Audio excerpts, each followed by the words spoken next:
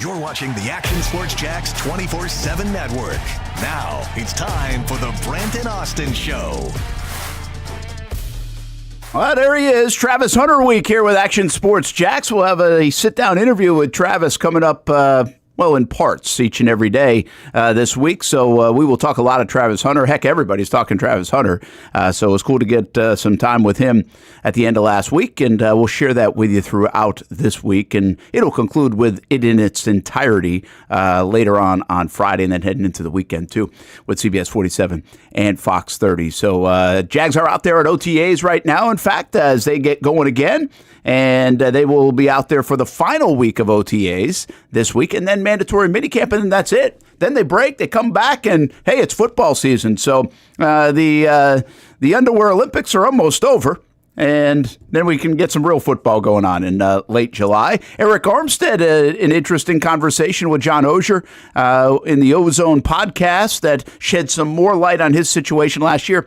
I don't know if it's crazy revealing, but it's certainly a line or two that people are grabbing onto. I think he kind of explained himself at the end of last year, but it was a little bit more in-depth this time around. College football 16-team playoff. Do you like any of the potential formats? College baseball, pretty wild this weekend if you're into that. Scottie Scheffler does it again. And, well, there's a lot happening in the world of sports, but we usually begin with football. We head down to South Florida, and we got a little half hour or so with Austen Lane before it hits a big workout. The beard looks good today. The beard's like shining today, I feel like. Oh, yeah, man. Maybe it's just like the lighting in here or something like that. Maybe I combed it a little more, but yeah, I got about 30 minutes here. Then you're going to see me, towards the end of the show, all sweaty, probably all bruised up and everything to kind of close the show. So that's how we do it on a Monday, man. But yeah, it was a crazy weekend of sports. Obviously, I've been watching a lot of college baseball for the first time in my life, seeing how Murray State is in it to win it. They had the elimination game today against Ole Miss. But the NBA, they kind of presented themselves of who's going to be in the finals, and I'm not sure if Casey's going to maybe cover this later on today in trivia, but you had one of the craziest things happen in chess in all times too with Magnus Carlsen. So a little bit of everything today for everybody. Really? I did not know we were going chess. Oh, man. That is great. Yeah. I'll tell you something. That is wild that you bring up Magnus Carlsen. Literally 3 weeks ago, I don't know how I got on him. I'm not sure, because you never know what you get on Twitter these days, right? So I think something must have come up. I feel like that's how it came up. And I actually Googled him. And I was like, I went down a little bit of a rabbit hole with him. And maybe not enough to win the trivia at the end. I didn't even see this weekend, but just wild that you brought his name up, because I literally just was on the Magnus Carlsen search. Just randomly, very randomly over the last couple of weeks. Who obviously was, even as a kid, right? He was like a prodigy in chess. He's a prodigy. He plays with a lot of emotion, and if you watched the match, I guess this happened yesterday in the chess championships in Norway, which is actually the country that he resides from. He pounded the table and slammed his fist on the board when he lost. So people are kind of giving him crap for that a little bit. But a very eccentric individual. But I feel like if you're the top chess player in the world, you're probably in terms of social skills, probably is not going to be where your chess skills are. You can't have it all. Yeah. Well, actually, though, that's the interesting thing about him in some respect is he's actually had. I would agree with you. I think if you're a big time chess player, it's probably you're socially awkward to a degree, or he's got a cool factor to him, over the years. Yeah. He's I don't know. It's kind of hard to put him in a box, but he's definitely has a cool factor, just because most chess players are really quiet and reserved, and he's a little more brash and outspoken. And, there's been times in the past where someone's talked smack about him, and then, he's when he beat him, he kind of got in the guy's face a little bit. And then in the tournament that was going on, I forgot who he faced first or whatever, but he won, and then he went on Twitter and posted a quote from The Wire that said, if you're going to come at the king, you better not miss. So then he was using that energy into his match yesterday where he got beat then. So got a little bit humbled, but I guess it's chess. And I guess, any given day, anybody can win. Who knew we would start a little bit with chess here on a Monday? Did you just fall on that, or were you actually watching that?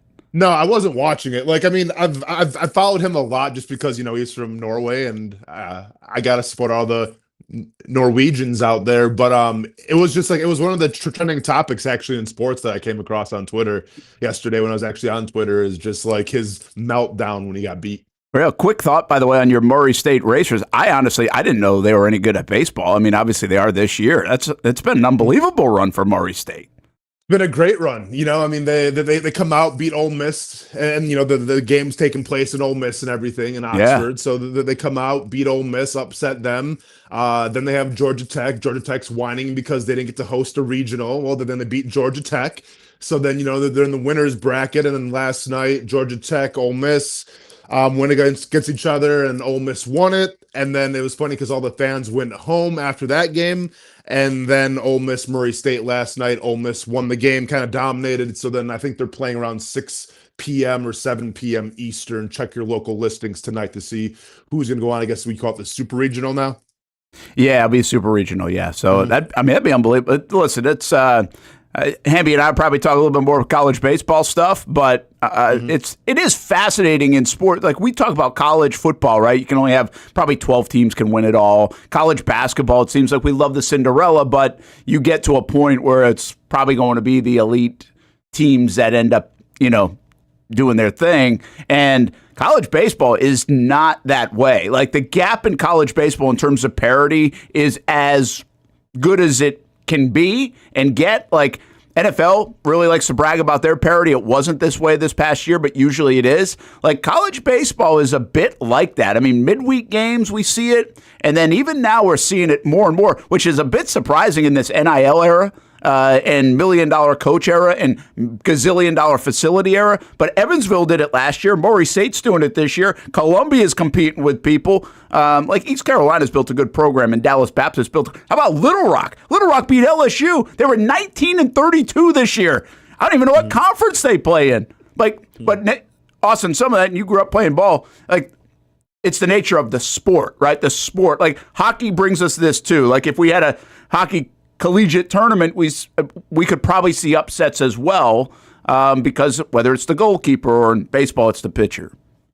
Yeah, well, and it's almost like a marathon too, where you're playing a lot of games, in a few days. So you got to kind of balance, you got to calculate how you're going to use your pitchers and everything. Like you're not necessarily going to get the best lineups out there. It's all about, strategy and everything. And I think that's kind of what Murray State's been able to do and navigate themselves, and winning that second game against Ole Miss to put them in the winner's bracket was everything, just because if they wouldn't have done that, well, then now you have a lot of tired arms. You're not going to get a lot of rest. So, strategy is definitely, I feel like, a key component here when we're talking about this college baseball tournament. Man, Hamby, we'll talk about it a little bit more, but there are a lot of good baseball players in America, obviously, too, because, I mean, these guys, it's not just like one arm or something like that. If you're beating LSU in your fourth game in Baton Rouge and you won 19 games of the regular season and they are playing their third game, I mean, you got good baseball players that are beating baseball players. Absolutely. I do want to take this opportunity to say just hello to Austin. It feels like I haven't seen him in a month. What's up, Hamby? It's been a little bit, man. Hey, Hamby, that's your own damn fault. You haven't been here. I know. well, I didn't blame it on anybody. I just wanted to say what's up. It's kind of my car's fault, too. Yeah, what's up, Hamby? Sorry I missed that wedding, man. Heard it was a great time, though. It's all good. I listened back in Jamaica. I'm listening back. I was like, oh, man, I got to hear the story. I know you told it on Monday. I think I got to it the next day. And I was like, man, I felt terrible because I know that you were freaking drenched in sweat. It was ridiculous, man. Like it was just, yeah. And like, everyone's like stopping by, like, you okay? I'm like, yeah, I'm fine. As I'm like covered in sweat and everything. It was just, it was an experience, man, but it all worked out. Well, I didn't get to come to your wedding, so it didn't really work out like I wanted it to, but it all worked out how it was supposed to, I guess. I don't know. Has she divorced you yet? No. Good gosh, man. We're still a hot start. We are off to a hot start. Hey, listen, I just got done with the Travis Hunter interview. I asked the hard-hitting questions here. Did you ask him that too, brother? you ask Travis Hunter that? I didn't, but that would have been something. Yeah, that would have been something. I figured Hamby had at least a couple of weeks. At the time I interviewed Hunter, he had been married for like 4 days. How was the honeymoon, Hamby?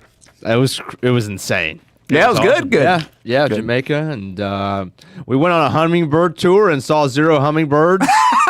I got dragged to that. I was going to say, wait a minute. Who said the hummingbird tour? I mean, it's like choice. it's right there, and we kind of been at the beach all day, so we took a couple steps, but I was rushed to it, and 15 minutes in, after the whole group has been told to call and do all these things, we're told that, oh yeah, it's a national bird and it's actually illegal to feed them, touch them, do all these things. So yeah, it was kind of. Hamby, I'm gonna keep it 100 with you, man. Like, I can name probably 200 animals off the top of my head that I'd rather see in the wild than a hummingbird. Like, look, I'm right there with my you. My grandma had a hummingbird feeder when I was a kid, and like, it was cool for a couple seconds. Right. I don't need to see an entire society of hummingbirds, though. I get it. I was perfectly okay to continue watching the back of my eyelids on the beach. But look, it is what it is. We got dragged to it, and we learned. We move. Got some say. You know what I call that? Getting some steps in, probably. Yeah. There you go. There you go. There we go. So anyway, it was good. The wedding was very nice. Wedding was Feels like 6 years ago now, but you guys had a good time. It looked like you had a good time. It was. Our only you kind of focus on the couple things that didn't go right. So the only thing that was the big one was our first dance song didn't start on time. All right, it was supposed to start from zero, from the beginning. It was a Chris Stapleton song. It was just supposed to start from the beginning. And Sarah and I had this whole, 15 seconds probably just beginning choreography that we'd worked on. That was the closest we had ever gotten to an argument, was me not getting this dance right in the couple of weeks leading up to this thing. And I got it down. All right, I'm ready to go. We practiced it the night before one last time. Then it starts right on the lyrics. So we have to abandon it all. And I don't think anybody could tell. So I couldn't tell. Hey, I didn't know that part. Which is all good. But I was like, man, I probably put in a solid 55 minutes into practicing this, all for naught. Yeah, that's good. What a waste. What a waste of 55 minutes. Well, what a waste. Either that or the hummingbird tour. I'm not really sure which one. Yeah, Hummingbird tour was only 25, and I dipped out of there. I was like, I got to go back to the pool or something.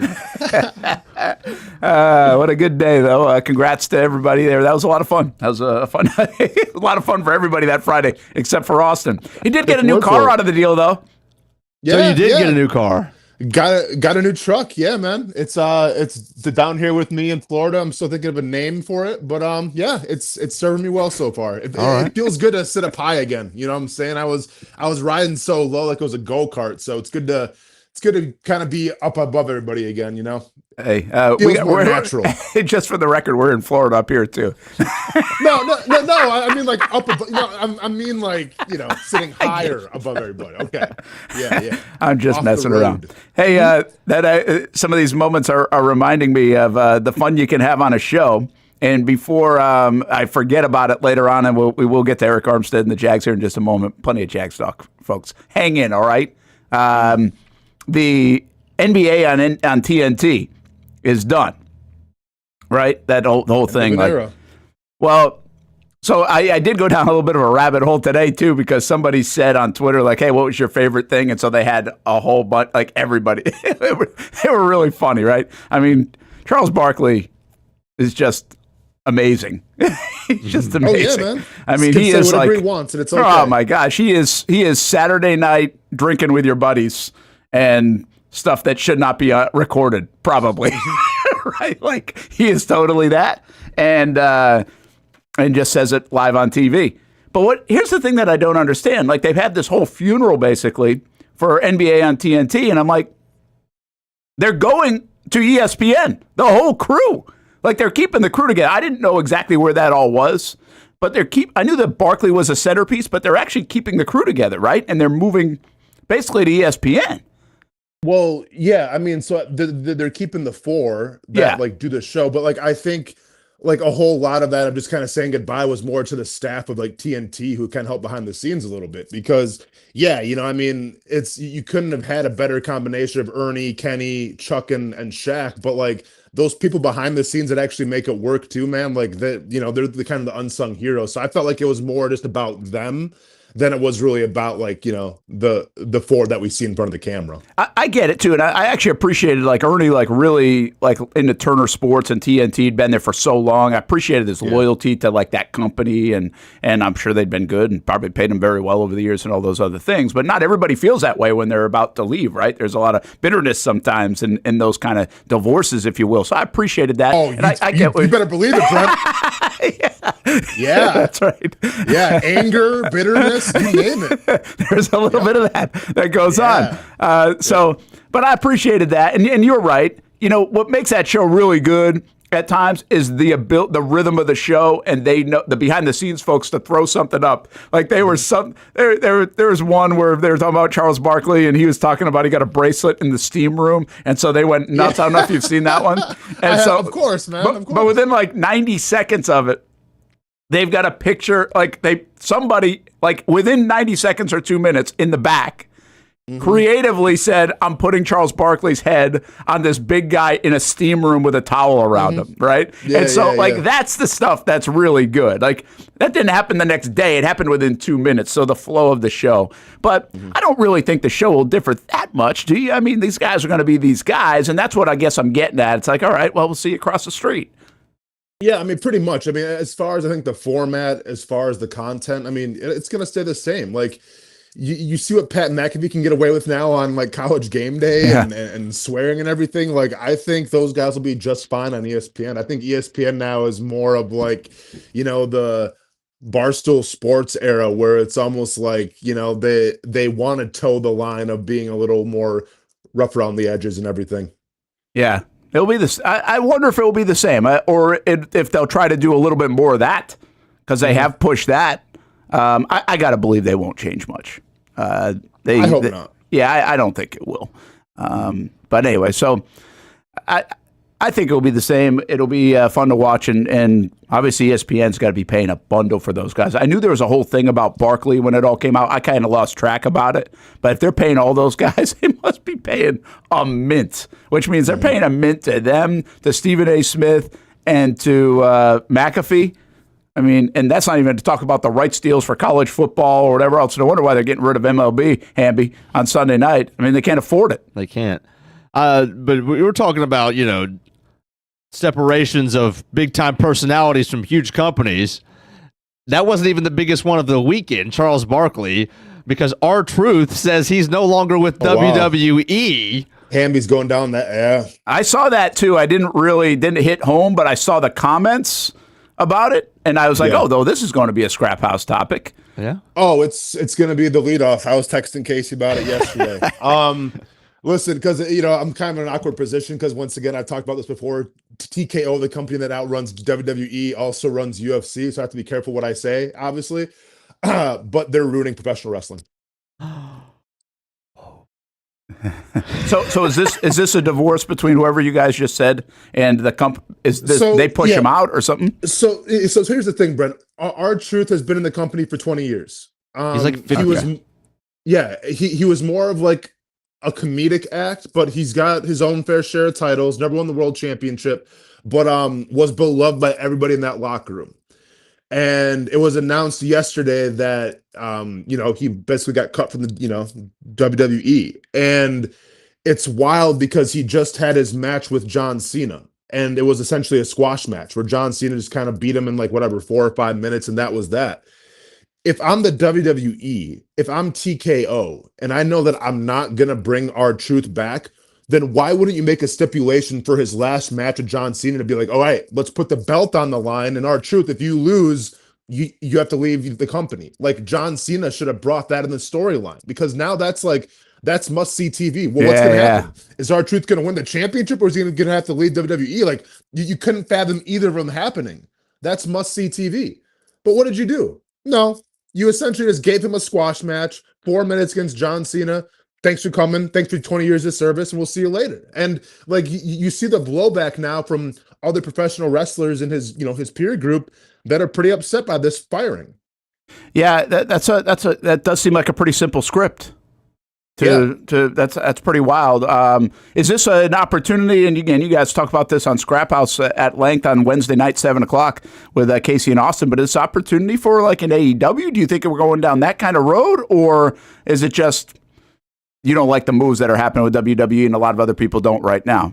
Yeah, I mean, I think he has an opportunity to work wherever he wants to, whether it's TNA, whether it's AEW. I mean, the dude is super skilled. He's a veteran. He's great for a locker room. And, like very rarely do I compare wrestling to football, but this almost reminds me a little bit with what's happening now with this new organization of, people in charge for professional wrestling and WWE. It almost feels like back, like when the Jaguars 2017 had all that success. And then they had and then just it went downhill and they let everybody go. Like, all right, Calais Campbell, we'll see you later. And then we can call them all those bridge guys. I feel like that's what's kind of happening now with WWE, where like you let guys like R-Truth go. Like, yeah, you still have veterans like Randy Orton and John Cena, but realistically, for how long?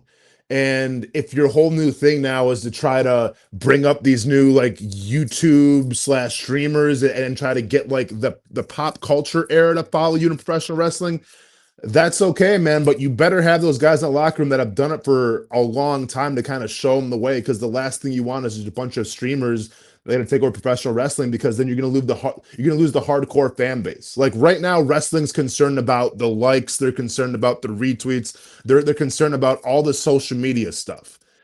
But you have to keep in mind with what got you there in the first place, and that's the heart and soul, and that's the hardcore fan base. And when you cut guys like R-Truth, you lose that hardcore fan base. Yeah, well, what I'm wondering is, does this open the door for a Tony Khan or somebody? When you make some mistakes with WWE, when you're in AEW, you need some mistakes to be made, probably to take that next step and close the gap.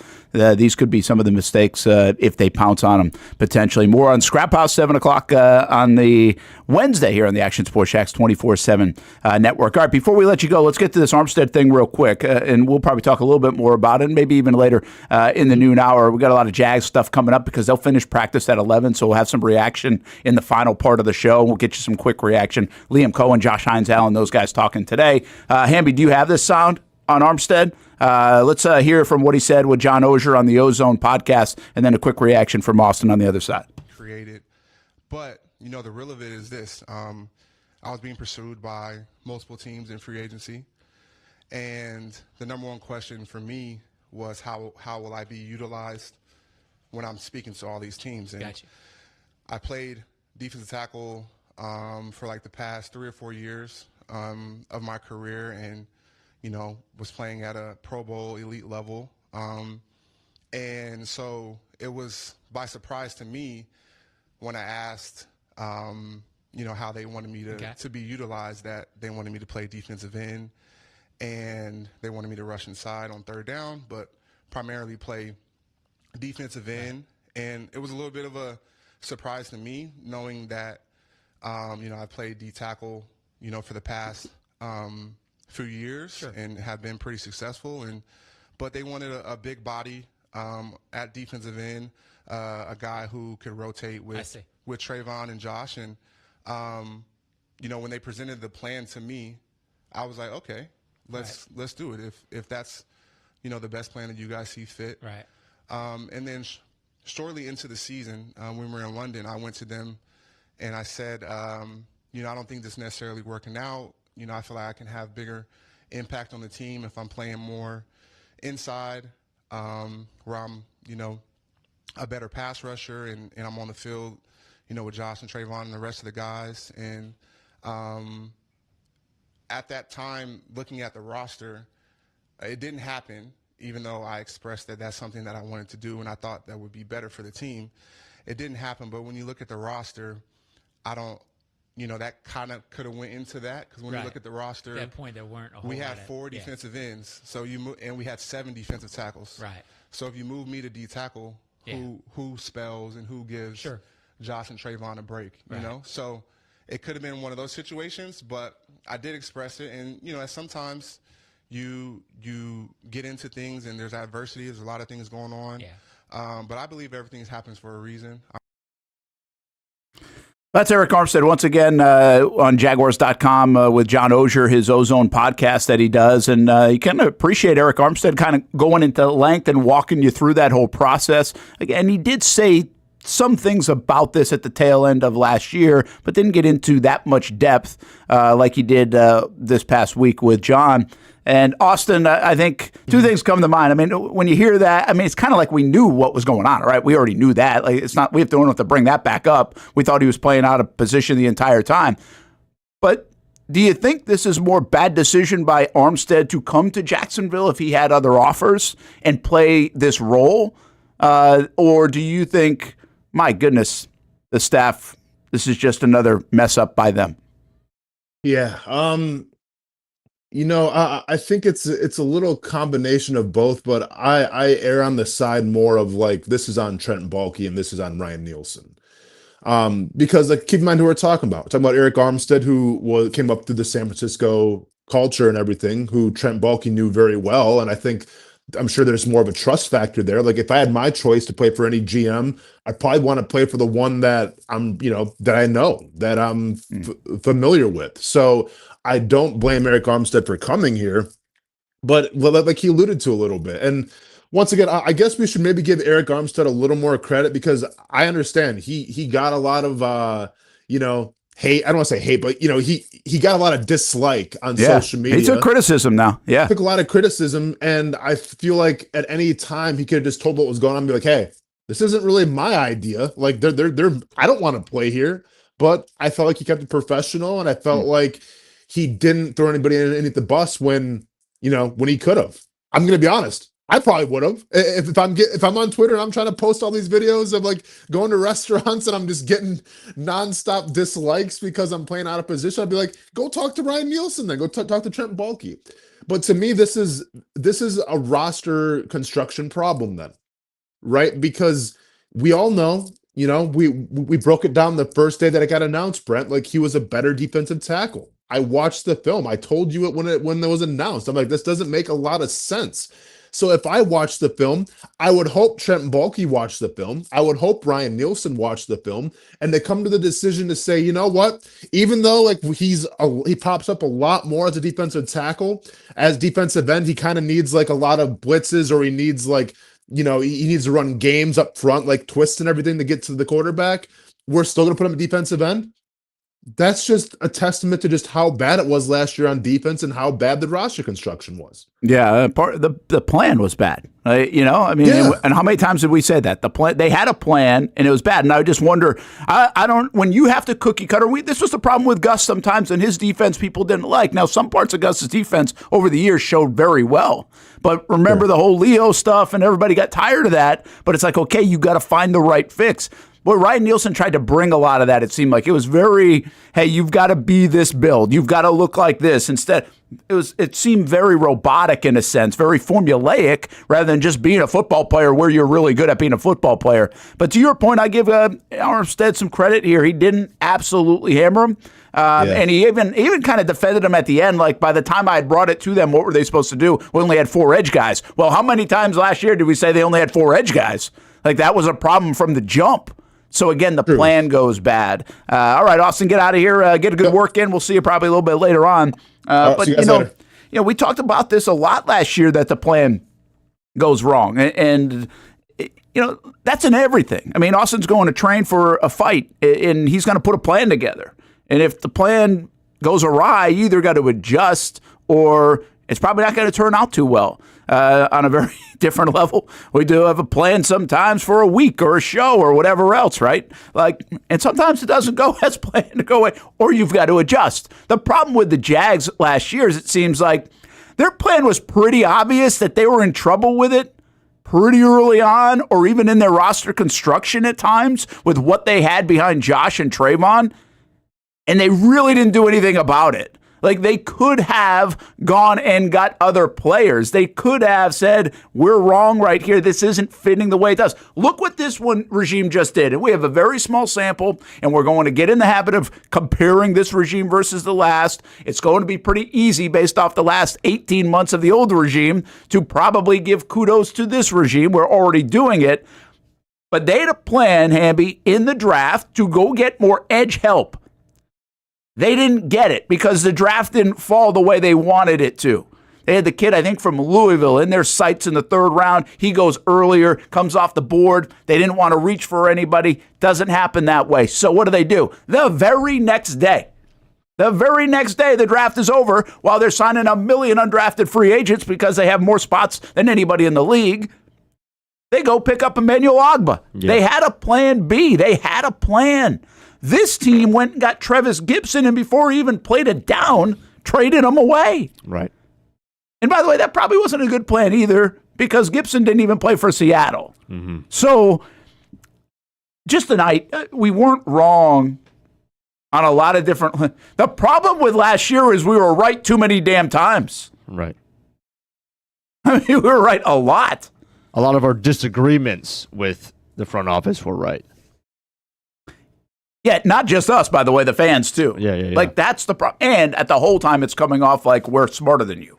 We know what's going on, right? Ryan Nielsen played very coy all offseason about this defense. Doug Peterson, very coy about the defense, about play calling. Trent Baalke doesn't even talk that much, so he's going to be coy no matter what.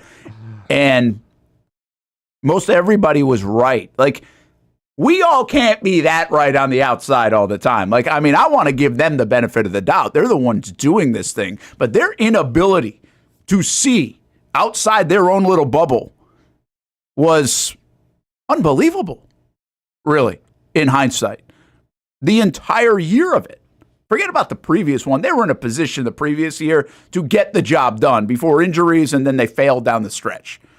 But last year, everything they put in motion was pretty much wrong. Mm-hmm. I mean, I'm sure everything wasn't, but a lot of it was. And it's a little bit of an I told you so. In this world, like I say this a lot, in our business or in the fandom that follows the NFL, you might as well right now bet against this regime and Trevor Lawrence being great. Yeah. And heck, if you want to, for that matter, even Travis Hunter. Because it's really hard to live up to the expectations that people have for those kind of positions. Mm-hmm. And it's more often than not, it doesn't work out in a favorable way. All you have to do is look at the trend from probably decades and decades now of this. So it's easy to stand on that side of the aisle. But you want to be, hey, you root for it, you hope for it, you see some of the things they're doing. The crazy thing is, like, you didn't even have to stand on the side of an aisle. Some of this was logic last year that just didn't make sense in real time. That even was very hard to defend. I mean, listen, I'm a guy that's defended the organization or at least tried to see the different side or positive side of it at times in my career. I don't think I had a whole lot of that going on last year. We were wondering about the weight. We were wondering about the edge depth. We were wondering about the play calling. I mean, these things were not being defended from anybody in front of a microphone or even on the outside. And it just didn't make sense. So much of it's just based on logic. It's not based on like football knowledge or anything else. It's just based on logic. 100%. And somehow it got sold to all of that. Got sold to Shad Khan as like the best team ever assembled. Gosh, when you put it like that, it makes it so much harder to believe. Yeah. So anyway, I guess on the Armstead front, there's a respect for this part of it, and this is why I have said now this one I've kind of been on an island. I think on this thought, and we'll see if I'm right or wrong. But I wasn't a big fan of the Jags getting Mason Graham because I feel like coming into this year they were going to identify where they should play Arik Armstead, and that was one of my big reasons. Now Arik Armstead's aging, right? He's certainly not a young guy. But I also saw some flashes from Mason Smith, and so the combination of that on that interior and quite frankly, even the ability for Trayvon Walker to move in and play some snaps in there if he want to. I didn't get the Mason Graham stuff. To me, it didn't make a whole lot of sense in the immediate. In the long term, it sure did, but in the immediate, it didn't. So I was not in love with that as much as everybody else was while that momentum was going on. But that's a lot because I think Arik Armstead can really have a nice season in Jacksonville. And what does that look like? I don't know. But anywhere above 5 sacks would be fantastic. An interior push would be fantastic. I'm not even sure it's about the numbers. Yeah. Helping those guys out and playing more snaps. There was a time last year he was playing like 22 snaps. Right. Somebody's just got to, well, first of all, somebody's got to be able to eat snaps. Because they were just rotating so many guys, as he said, 7 guys on the defensive tackle, because they couldn't find somebody who'd stick in there and give him consistent effort, like consistent play, consistent push, be able to stop the run and the pass. And it was just all feel like specialized packages where they were trying to get something. And at the end of the day, it felt like Nielsen was grasping at straws with how they sent the guys in, their rotation. And if you can get Armstead to play half the snaps and just give you a push, like he could have 0 sacks next year and have a good season. Yeah, he could. I mean, I don't think he can get away with that. Ideally, he would have a couple. Yeah. But if everybody else is eating on the defensive line, that means he's got to be doing something right. Yeah, I guess it's a little bit of blind faith, and I understand that, but I do have some faith that those guys are going to take a step. Those two on that 3-technique position is going to be better than they were last year. Again, I think as a player, that's a hard thing to do. You don't really know where you're supposed to fit. You think you should fit somewhere that you're not. Tough little thing to come to work every day and feel confident in what you're doing. And I don't know if it was totally like this, but now you're starting to see it show up. And if we're all right about that, you know damn well the players are talking about it. Yeah. Right? The players internally are like, what the hell are we doing? Right. And there was a lot of that, I think, with Ryan Nielsen, almost from the jump. I mean, from the jump, we had heard stories about some of the tactics and the methods and like, really? Like there was a lot of that. I think a lot of people gave him the benefit of the doubt. Just didn't work out. And there we are, right? So, hey, let's do this. Take a break, come back, and we talk a lot more Jags still to come. Talk a little more about what's happening over the weekend. And remember, we've got a little Travis Hunter. We'll tease some of that conversation. We'll have it tonight at 6 o'clock on CBS 47 and Fox 30. And we'll probably, just to be transparent, kind of slow play this thing all week because we have about 15 minutes or so sitting down with Travis that we'll share in bits and pieces, and then it's in entirety later on this week. So it was good to catch up with Travis Hunter. Jags are out there at OTAs. Olivia Tassley's out there. They'll wrap up about 11 o'clock. Liam Cohen talks today. Josh Hines-Allen talks today. And interesting about Josh, like he's been at OTAs. Usually goes to Arizona this time of year. He's been there at OTAs. The leadership thing, why is he here? We'll probably hear from Josh and maybe be able to flip that around before the end of the show today. Brent Martineau, Jason Hamby, Austen Lane, Casey Kurtz will stop by. Yeah, more with Travis Hunter coming up tonight at 6 o'clock on CBS 47 and Fox 30 and all week on all the platforms, including right here on the network and on ActionSportsJacks.com. When it's time to get a new car for anyone in your family, just remember, nobody but Nimnick, the #1 Buick GMC dealer in Jacksonville. Get the latest price breaks on 2023 and 2024 models or the newest 2025 vehicles in the showroom on Phillips Highway or shop online at NimnickBuickGMC.com 24 hours a day. GMC Sierras, Yukons, and the redesigned Acadias, or get the all-new redesigned line with Buicks. It's nobody but Nimnick, and part of the reason why is this is a first-class buying experience here at Nimnick Buick GMC. You're not just a customer, you're a friend. This is about getting a vehicle that best fits you and getting you on the road, and also helping you and your family down the road. Nimnick has a treating you right guarantee, courtesy, respect, fairness, and most Buicks, GMCs, and Jacksonville's only Car Bravo dealer, nobody but Nimnick. Who has put in the most years and stands behind a better experience? Nobody but Nimnick. GMC, we are professional grade.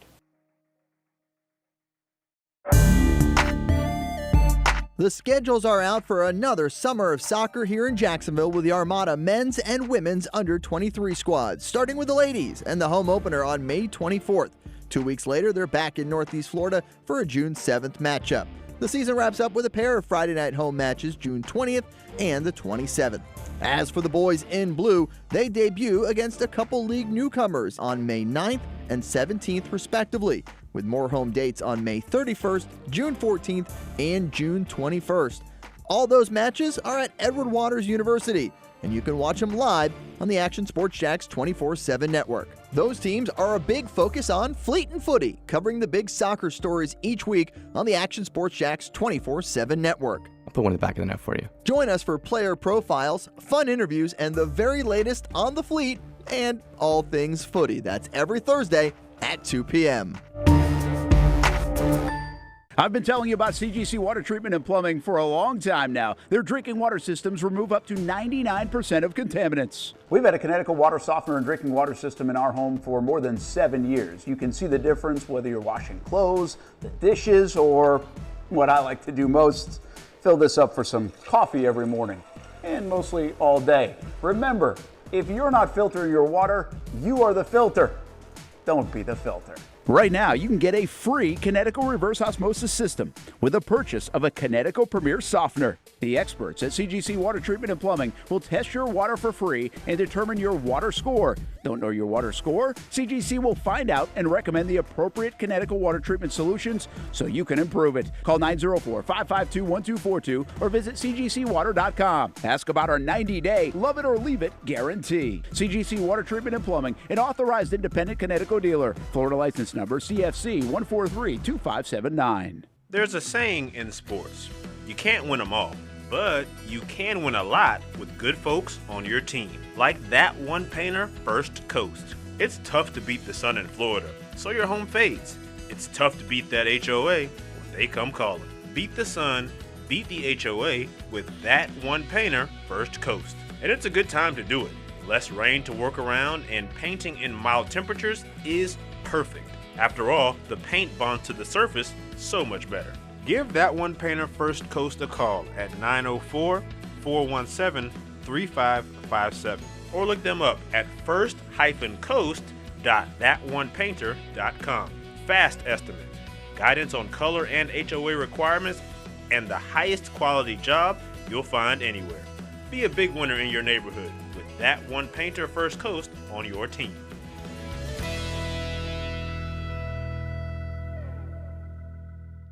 It's fast-paced, Hands off on first down, and there goes Edward Vander.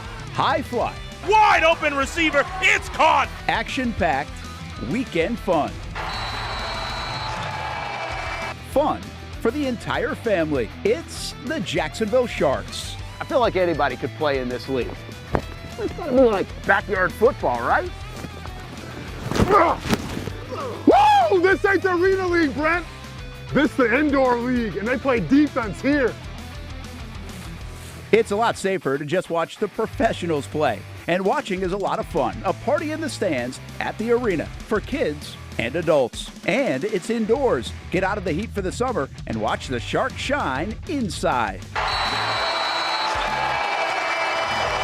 Jacksonville Sharks football, season number 15. It's the drive for 5, and it's still alive. Get your tickets at jacksharks.com.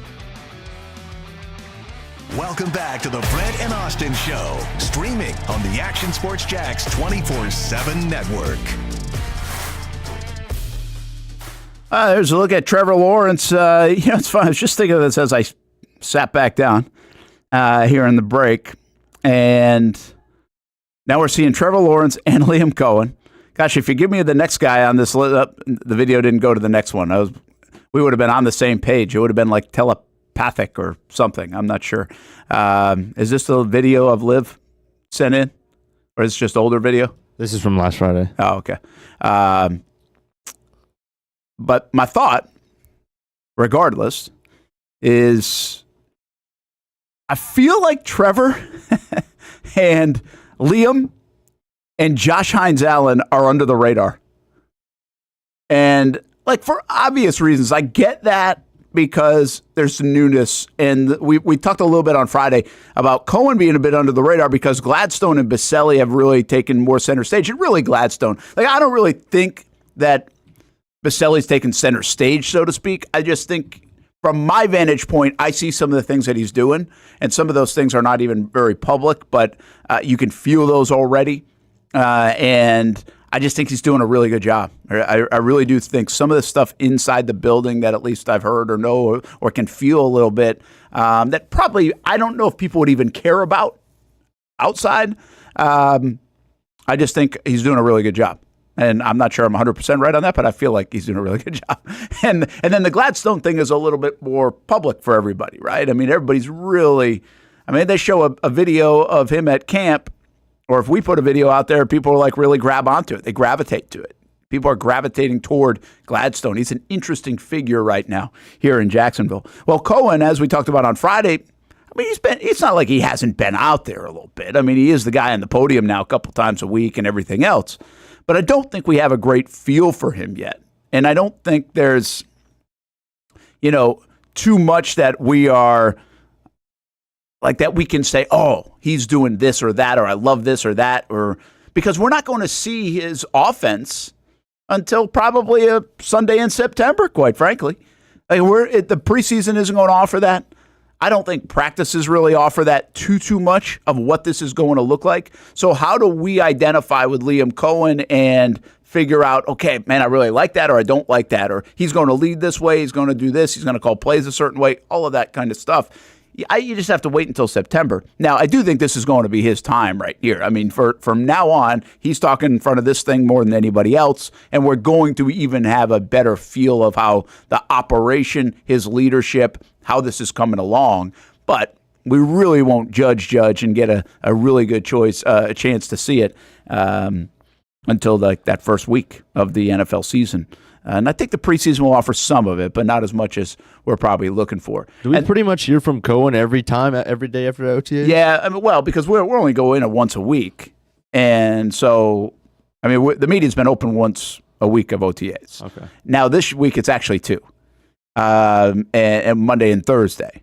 And then next week, it'll be, I think, every minicamp practice is open. So... And we won't hear from him every day, I don't think. I think we'll hear from him maybe twice, maybe the first day and the last day. We'll see. I haven't got the schedule yet. But so I think it's just some of that. Some of that would not. But I brought this up on Friday. Even the hunt, if you watched it, he was in the hunt like twice. Now, he's in the video a lot, but there weren't a lot of sound bites from him. Mm-hmm. It was really more of a Baselli, Gladstone kind of piece. And that's fine. Like I'm just observing here. This is an observation. Gladstone was writing poetry for that thing.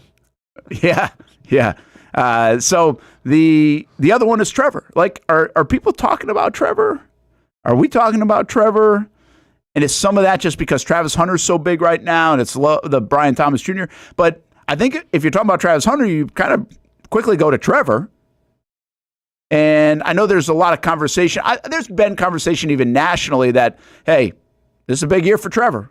I think I saw John Robinson. He was on Good Morning Football this morning. He didn't really say anything he just didn't say anything that would have been like, oh, I learned something. But even he said, hey, this is important to take a step for Trevor this year. It wasn't necessarily, hey, it's important for him to be the MVP this year. It was like, you got to see something like a marked step from your franchise quarterback that's looked different than the last couple of years. Something that we saw at the end of 2022. Can you see more of that is like, okay, this is why we paid him? And there is definitely that narrative right now with Trevor Lawrence. I just think that the national media, the step they want to see from Trevor is smaller this year because they've given up on the fact that he can be a top 5 quarterback in their mind. Whereas last year, they still think he could be top 5, so the step they needed to see from year 2 to year 3 is greater. And after last year, nationally, they probably gave up on him being a top 5 quarterback, so they're just trying to get him to the 8 to 10 range, so they just think one more step's needed, and that step doesn't have to be as big. It's kind of crazy how that works out, I guess, where it's just, I think it's groupthink more than anything, but they don't, I seriously don't think anybody thinks, because you don't hear the conversation of Trevor needs to take 3 big steps to be an MVP.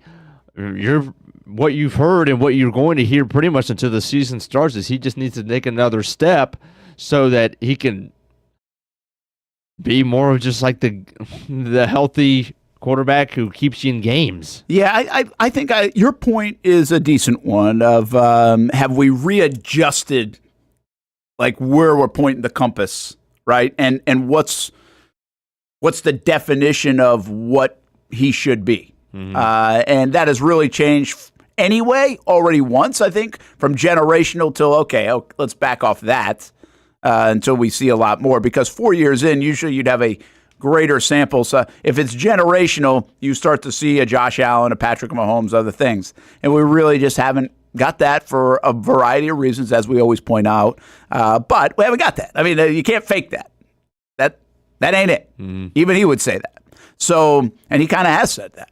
But that doesn't mean he can't be a really good quarterback, to your point. But where is the number that you're looking to get him to? And you know, there are a lot of guys getting paid in the league now, so that changes your scope of where he should be. You know, if it was just the top 4 or 5 guys in the league getting paid $250+ million, those kind of contracts, you'd be like, well, what the hell? Well, that's not it. I mean, Tua's getting paid that. What did we had Daniel Jones getting 4 years, $160 million, right? So, right. I mean, it wasn't that big a deal, but it was still a pretty big deal. The point being, the market is the market, and now you've got 8 to 10 to 12 to 15 quarterbacks making big bucks. I mean, even Purdy just got big money, but we really don't know. Yeah. So that's not an outlier. Like, if you make this kind of purchase, an investment 5 years ago, and you don't get the return of, holy cow, he's one of the best in the league, that's a problem. Yeah. Now it's just the market. It's probably a bit similar to what we're saying with Tyson Campbell. If he's a $20 million guy, you really would like to see him be a top 5 guy. But I believe at $20 million or $19 million, he's more like the 9th or 10th or 11th or 12th paid guy in the league. Right. So are we really asking him to be top 5, or is that just the market? You know, that's still something we're trying to get used to, I think, in our minds with some of these big salaries. You make a big salary, you should be one of the best in the league. Well, there are a lot of guys making big salaries, and there are only so many guys that can be the best in the league. Mm-hmm. Yeah, the positions are short up a little bit. So my last one here is Josh Hines Allen. I don't feel like anybody's talking about him. No. We've talked Trayvon Walker a little bit. We've talked Arik Armstead like we did at the start of the show, and I'm not really sure sitting here to say, well, there's a lot to talk about with Josh Hines Allen. He's settled in to be a very good football player. He's on the verge of breaking the franchise record in sacks. We wonder if he can get back to that next level. But by doing that, the curiosity is there. I don't necessarily think the criticism is there of what if he doesn't, right? So we think he's a really good player. What we wonder is he a great player? And I think that's the biggest thing to find out for Josh Hines Allen. And he'll take the podium today. It's been pretty quiet. Like, we have not heard from Josh Hines Allen since really, I would call the Wednesday before the final game of the year. Wednesday or Thursday, whenever he talked. Because then he missed that last game for personal reasons. And those are reasons that he still hasn't shared. And he might still not be kind of willing to share. I'm not sure where he's going to fall on that today. But, man, it's been quiet on the Josh Hines Allen front. For a guy who's really one of your stars. Yeah, he is. And your spokespersons. And always at the forefront of things. But So I guess that's why I feel the way I do. I feel like it's like under the radar. We're in June. Right. It's the first couple of days of June, and we have not heard from one of the stars. We don't even talk about one of the legitimate stars, like a franchise guy that could have his name on the stadium sometime. Yeah. And we haven't even heard what he has to say about the new defensive coordinator.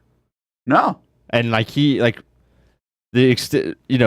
is as big as we think he is, Josh Hines Allen, as far as Jags fans, then he is to the equivalent of what you would want. Did we not want to hear Trevor Lawrence right away when we hired Liam Cohen? Because that's his new coach, that's his new head court. Yeah, we're actually disappointed that they didn't give him to us that day. Right. So, I mean, by the same standard, you should want to hear from Josh Hines Allen on hiring a new defensive coordinator. He is the he is the unquestioned leader of the defense and your best player on defense, and has been for a couple of years now. And we still haven't heard from him on the new DC. And that's not nobody's fault, but it's just like that That's going to be big today when we hear that, and especially just why he's there, because it has been a story that we've talked. I know y'all have talked about for going back a ways now, that he goes out to Arizona, he does his own thing. Well, why is this year different? We had a new defensive coordinator last year, and he didn't do it. So it's not that we got Campanile now, or did Campanile call him and say, "Hey, I really want you here," or something like that. Could have been the case. I think that'll be interesting. Yeah. So here's the deal on Josh for me, and I always present Josh with a little bias. I'm a big fan of Josh Hines Allen, and I have been. I thought they should have paid him early on. I've been very consistent with this, and I hate to tell you I was right on it. They should have paid him early. They would have saved a bunch of money if they had paid him early.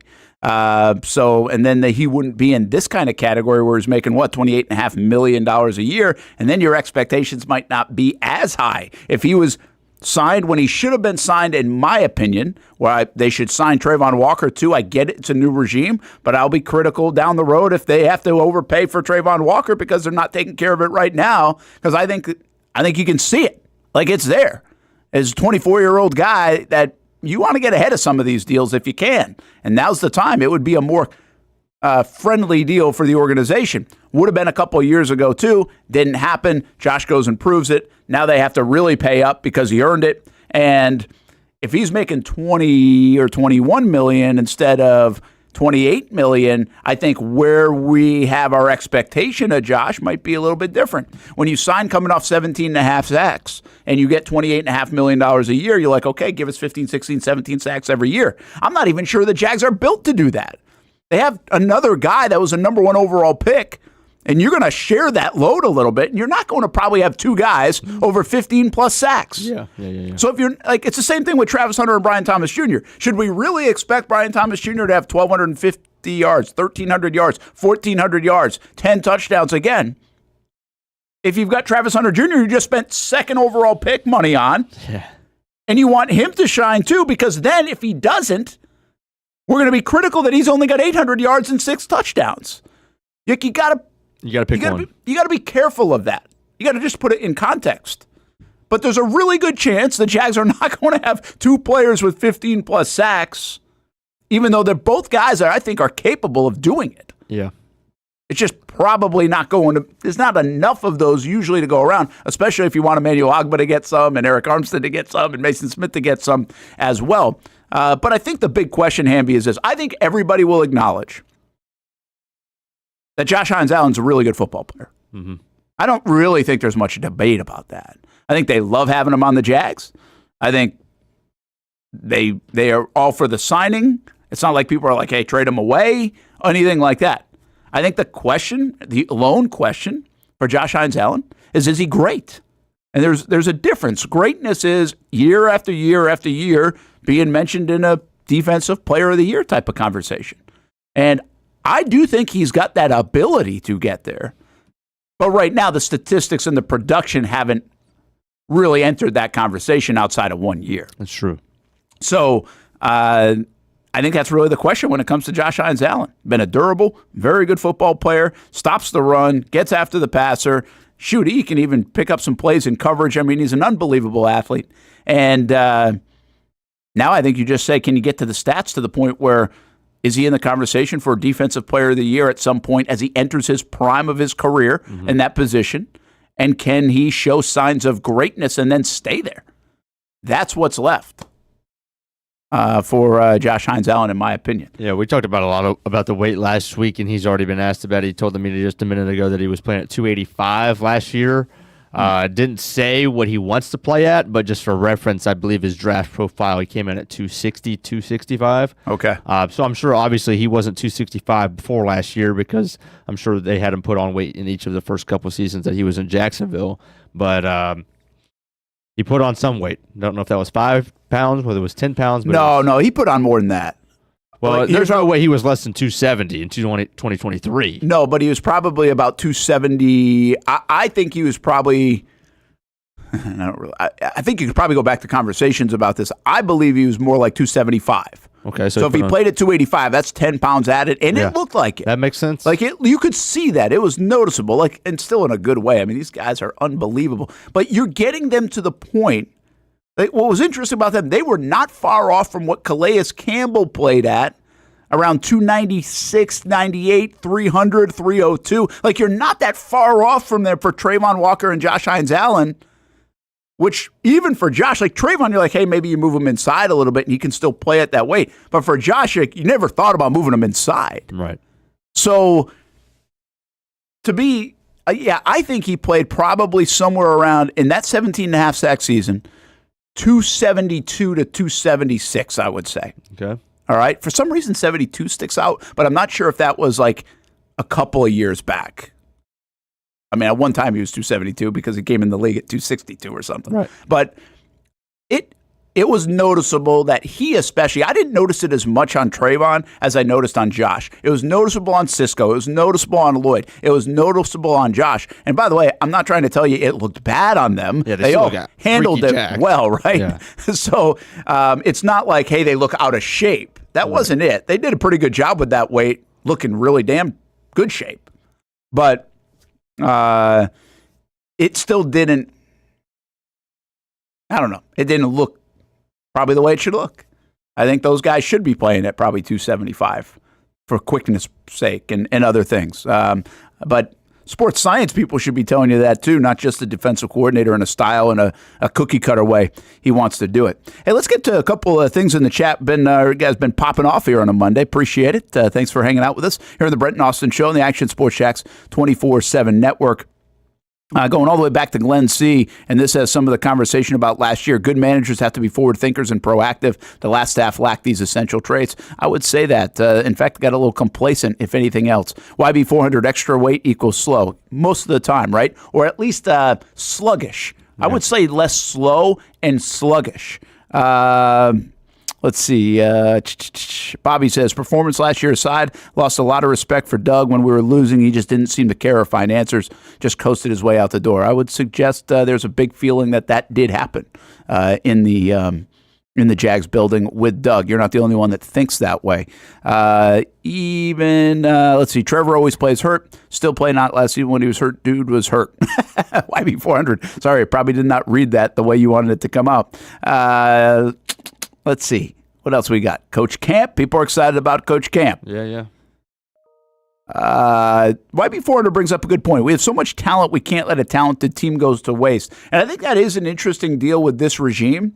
And it says go now, right? And I believe it. It's like go now. You do have good players that are in a window of payment too. Trevor, Josh Hines-Allen, other players like an Arik Armstead, who you're paying pretty good money at his age. So You have got to go now. Like a lot of times when a regime comes in, they'll start flipping things around. They're going to say, we're going to rebuild it. Well, you don't need the quarterback here. You think you got him. That's part of the reason you took the job. And you have other players. So it's like, well, let's just add to this. Let's keep our expectation like we should be good right away. They should be able to make the kind of jump that Doug took coming off the Urban year, quite frankly. Some of it was just do things, like do anything. And it will take care of itself, like get a turnover, win a close game, coach, like don't add weight to people. Any of it. Schematically, there were just there's low-hanging fruit here. And there was low-hanging fruit in a different way from Doug versus Urban to now this regime versus Doug and Trent. Mm-hmm. I get the feel that they approach it like that. Like especially like Gladstone, as go now. Don't get that feeling. Well, I think not that they can't win, because I think they're going to be pretty good. That's an interesting call on your part. I sense a cross between what I just said and what you just said. There's a balance. So the balance here is, I think there's a swagger about this group. Let's just say James Gladstone that says, well, I can GM better than Trent Baalke.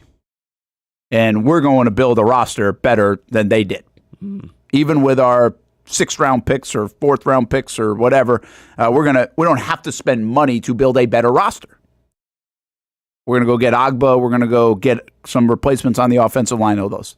I think there is, and I believe more of this is, I think Liam Cohen thinks he can really, with this coaching staff, do a hell of a lot better than what they were doing last year.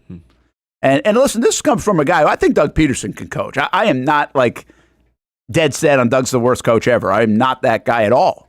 I actually think he can. I don't know what happened. I don't know why they got so stale. I don't know why they didn't adjust. I don't know why it looks so complacent. I don't know what happened. It's a mystery. But I also don't sit here and say the dude can't coach. He won a Super Bowl.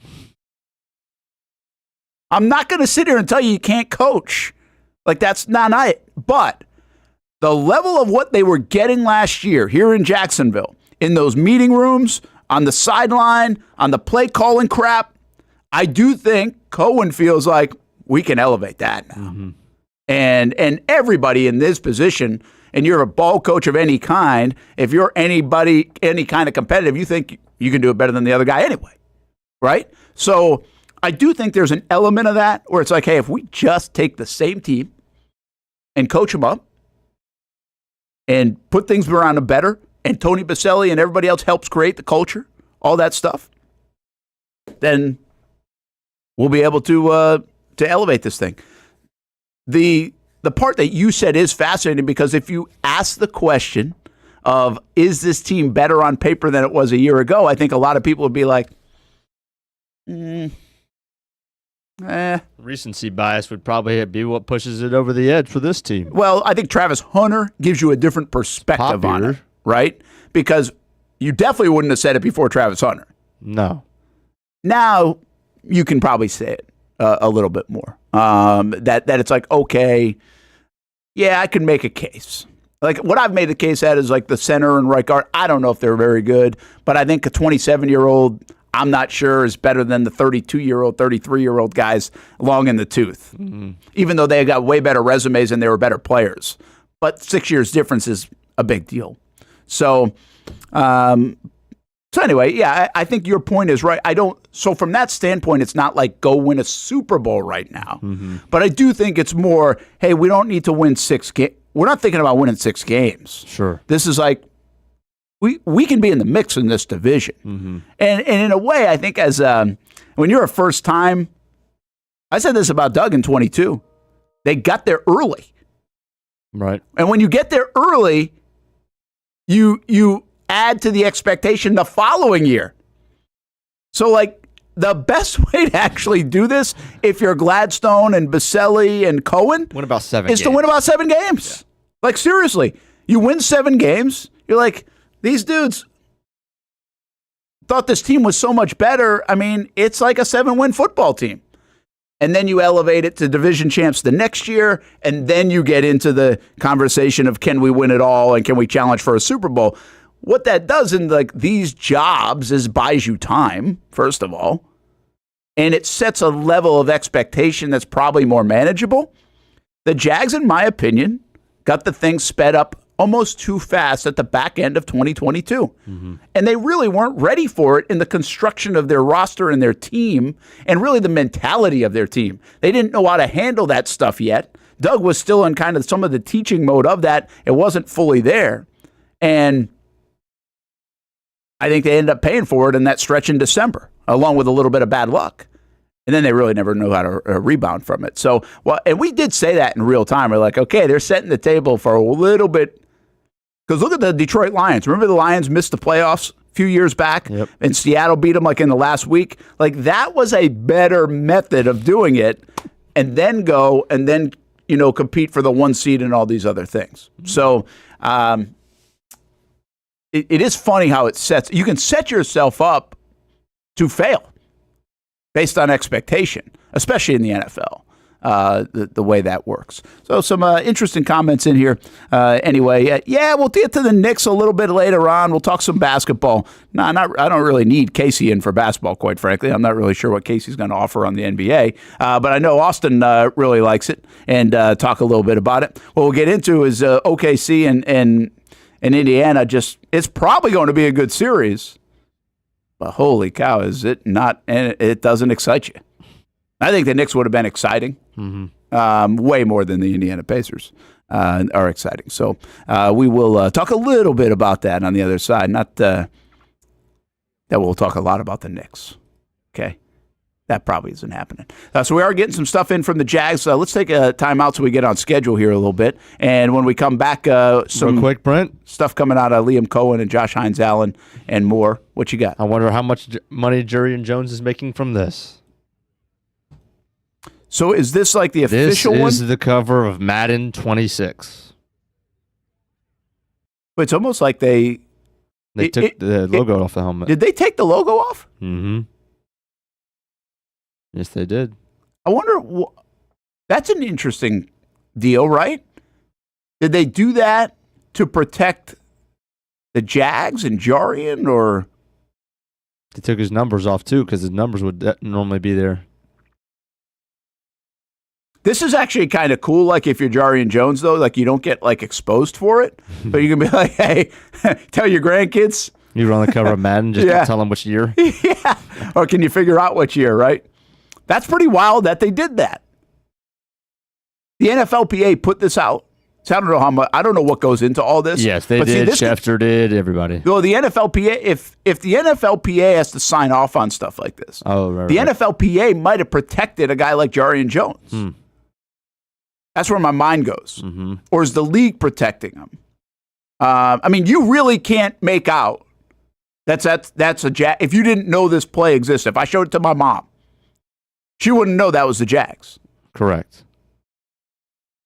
So that's pretty wild. So took the number in the league. I'm not surprised to see this, by the way. Yeah. Right? I mean, Saquon's big year, that huge play.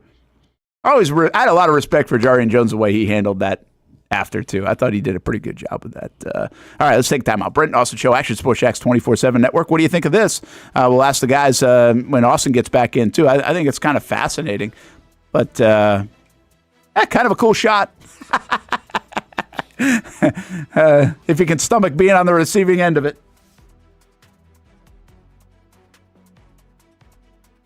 Most of us know how to throw.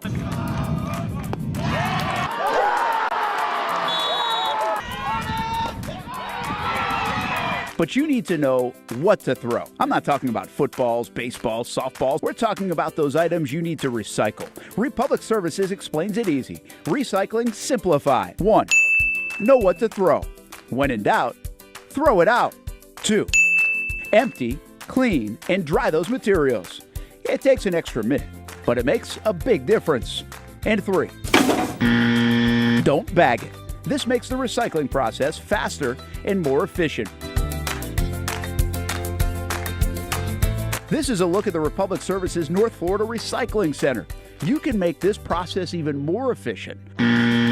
By utilizing those 3 steps, Republic Services can help you become a better recycler in your home. Learn more at recyclingsimplified.com. For the game day hustle and every day in between. Juggling my show, Jag Social, to going under the Friday night lights and a social life, it's a daily tournament. But this ride, MVP status. The all-new 2024 Lincoln Nautilus isn't just my car, it's my personal locker room, office on the go, and VIP lounge on wheels. Let's talk tech. My profile remembers everything from customizing my dash display to setting the ambient lighting and my signature scent. And wireless charging, essential for live tweeting scores. Whether I'm packing for a beach day with friends or heading to the gym, there's space for every passion. After dominating all day, this becomes my recovery zone. The massage feature is like having a personal PT on call. Life's a non-stop game, but with this ride, I'm always on my A game. The 2024 Lincoln Nautilus. Drive your passion. You trust CGC to make your water great, and now you can trust CGC with your plumbing needs as well. Fast, convenient scheduling, licensed and insured. A quick call away at 904-552-1242. You never know when you're going to have an issue with a shower, toilet, or maybe it's a sink that sometimes is easy to fix. All right, let's be honest. I'm not fixing anything. I'm totally staging this because when I have a plumbing problem, I call CGC Water Treatment and Plumbing. Trained professionals, transparent pricing, customer satisfaction. Small problem or even a bigger issue. Save 10% off any water heater, plus no trip charge. The experts with 25 years of experience at CGC Water Treatment and Plumbing can do it all. Call 904-552-1242 or visit cgcwater.com. For a limited time, CGC is waiving the trip charge on all related plumbing calls. CGC Water Treatment and Plumbing, an authorized independent Connecticut dealer. Florida license number CFC 1432579. If you look good, you feel good. And the medical professionals here at Ponte Vedra Vein and Aesthetics are here to make you feel your best.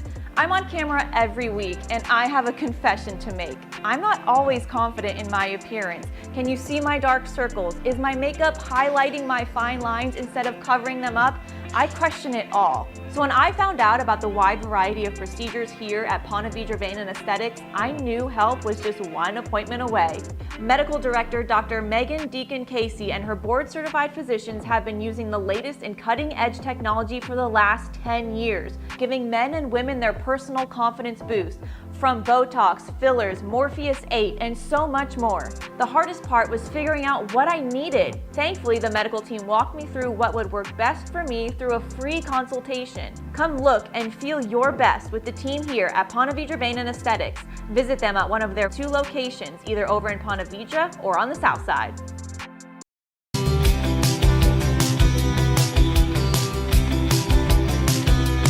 Welcome inside the Armor Guard exterior and gutter helmet showroom. There's a lot going on, like glass exteriors, replacement windows, and down there we have the retractable screens and awnings, plus hurricane protection. Let's talk more about those gutters, and to do that we bring in Kevin. He's the owner, he's the expert. Why Gutter Helmet? Well, Gutter Helmet is truly the only maintenance-free product. It lets the trash and debris go on the ground, the water wraps around and goes inside. Unlike filters, they sit on top of the gutters, and the trash and debris build up on top of filters, which requires maintenance. With Gutter Helmet, we're going to keep you off the ladder, the most dangerous thing in your garage. With Gutter Helmet, you'll never clean your gutters again. So get off the ladder and put on the helmet. Gutter Helmet. Get a free estimate at gutterhelmetofnorthflorida.com. You can also call 904-762-7779 or visit the showroom on St. John's Bluff Road in Jacksonville. Welcome back to the Brent and Austin Show, streaming on the Action Sports Jax 24/7 network. All right, here's a little practice video just in from Olivia Tassily as the Jags have now wrapped up this morning's OTA session. It looks like Travis Hunter and Brian Thomas Jr. It's like the thing is to try to hit the crossbar. Like, you know that game that you play on the back of the patio where you take the or the lanai or whatever, that you take the hook and the ring. Oh, yeah. And you try to drop it onto the hook. That's their equivalent. That's what this is to me. They're going way back. Parker Washington, like, oof.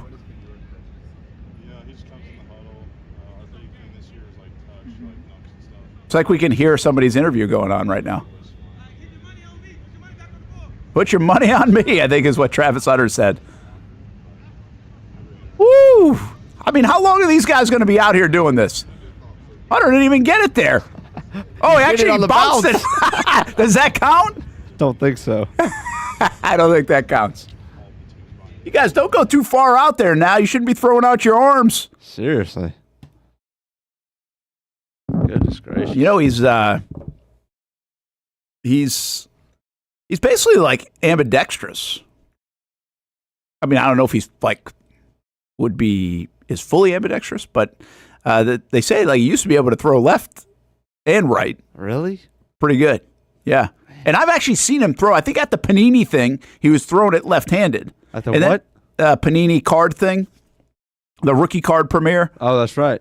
If you look at some video from back then, I think they were doing some fun stuff, and I think he threw left-handed. And then with Liam in the hallway recently, the video that they have out there is throwing it right-handed. I mean, so he's right-handed, I think, but he can throw left as well. But that goes way back. I was reading an article recently about him.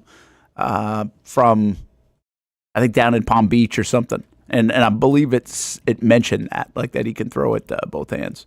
So trick plays, here they come. That's right.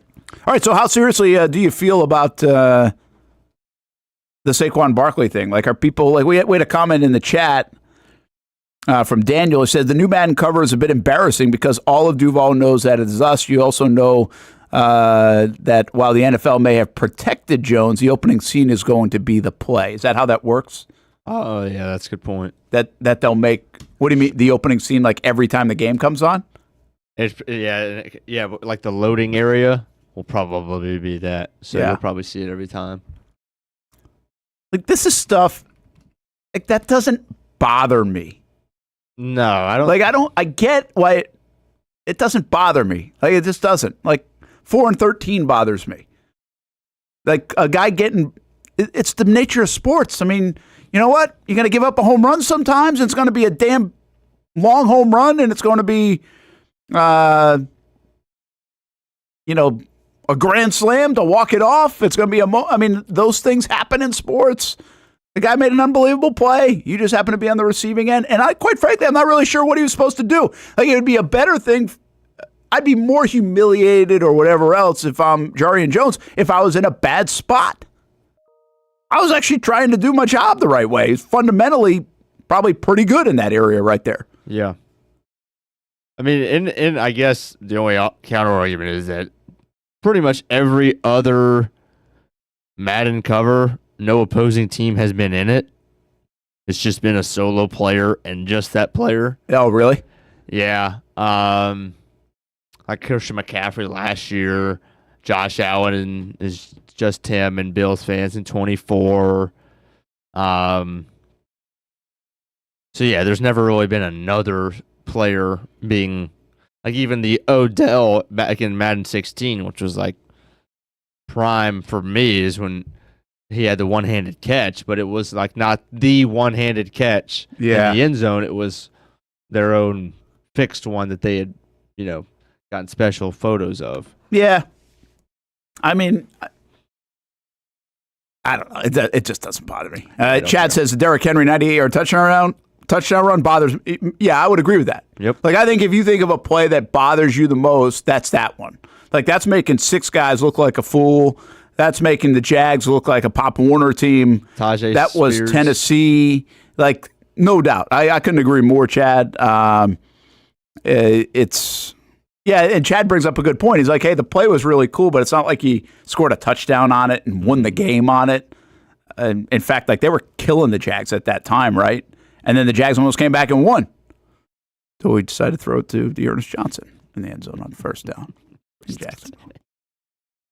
With 140-something to go on the game. With 142 left.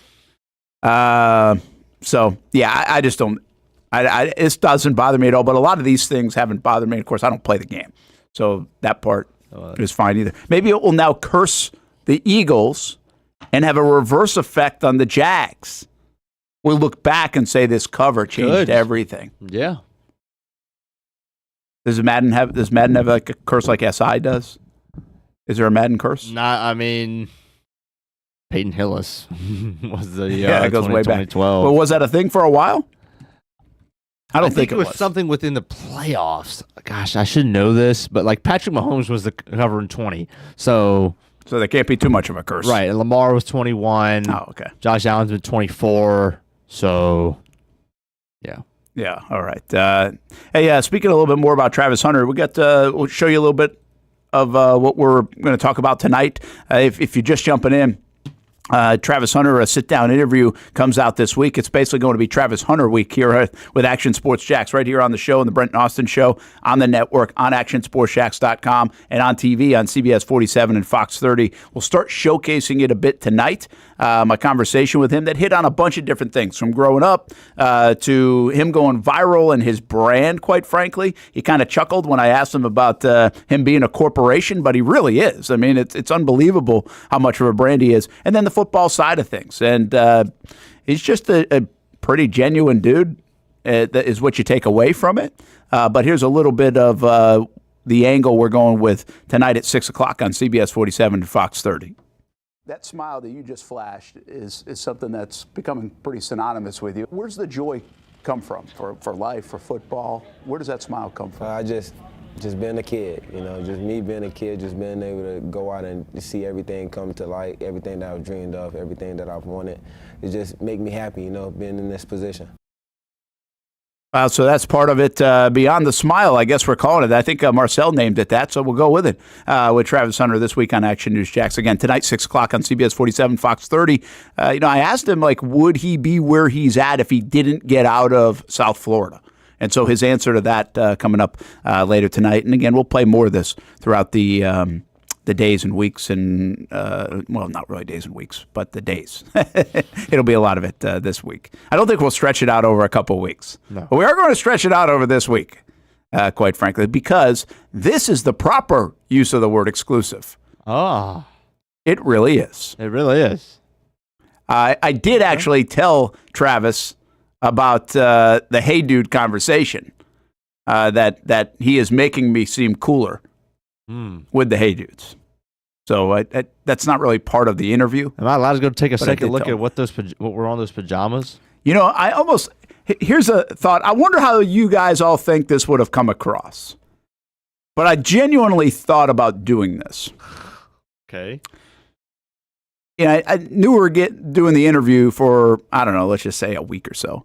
And, or at some time I was going to do it. And, I started to think, I was like, okay, well, usually when you do sit-down interviews in our world, you're kind of in a suit or something, like with Liam Cohen, where you're dressed up a little bit nicer. I don't really do the tie thing much anymore, but if we're sitting, when I sat down in the middle of a season thing, you maybe don't have a suit on. You have a suit from the introductory news conferences and things like that.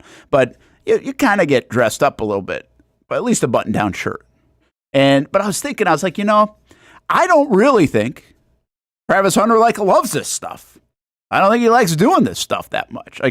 He's very guarded on the podium and everything else. And so I said, I'm not going to make it seem all stuffy. So that's why I kind of just had a polo shirt on in that. Did you contemplate wearing your own set of pajamas? I contemplated ordering the pajama pants that he wore for his graduation. And him and having those on during the interview. I think that would have been awesome. I just, here's what I landed Your on. journalistic standards are still intact, Brent, and that's okay. Yeah, I went two different places. TV is still TV. Right. All right, so if it was just for this. Oh, if it's for this, there would have been no question. You're right. Probably no question, but I'll tell you why I was still questioning it. But TV's still TV, and there's something about, you gotta look the part. That could have raised some even internal eyebrows, right? And you can't come back from it. That's the other thing. Right. It's not okay, let's just throw some pants on here and do it again. So there was that element as yeah. So, but really the element that stuck out the most, I'm not telling you I'm right here or not. I was like, I just turned 48. I feel like if I was about 38, I could have got away with this more. But I don't feel old, but I'm I don't know. And that's not really my personality anyway. I'm not out there doing goofy stuff all the time. So, but this is also why I think it could have worked. To me, this was an idea that this could really work because it's outside the box. It's a bit abnormal in a lot of different ways. So that's why it could work. And by the way, I've never thought this much about doing an interview. I was really just trying to figure out the best way to make him comfortable in that setting. And I was like, that could be kind of fun. There could be a moment at the beginning that could be kind of fun. And you really just don't know how it's going to work out. So I thought about it. And then I didn't do it. Obviously. If Austin was on right now and if you told him, he would clown you because he would tell you to definitely do it.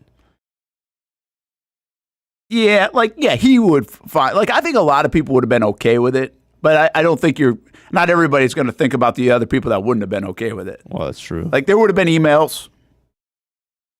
There would be emails been what the hell's Brent wearing that for?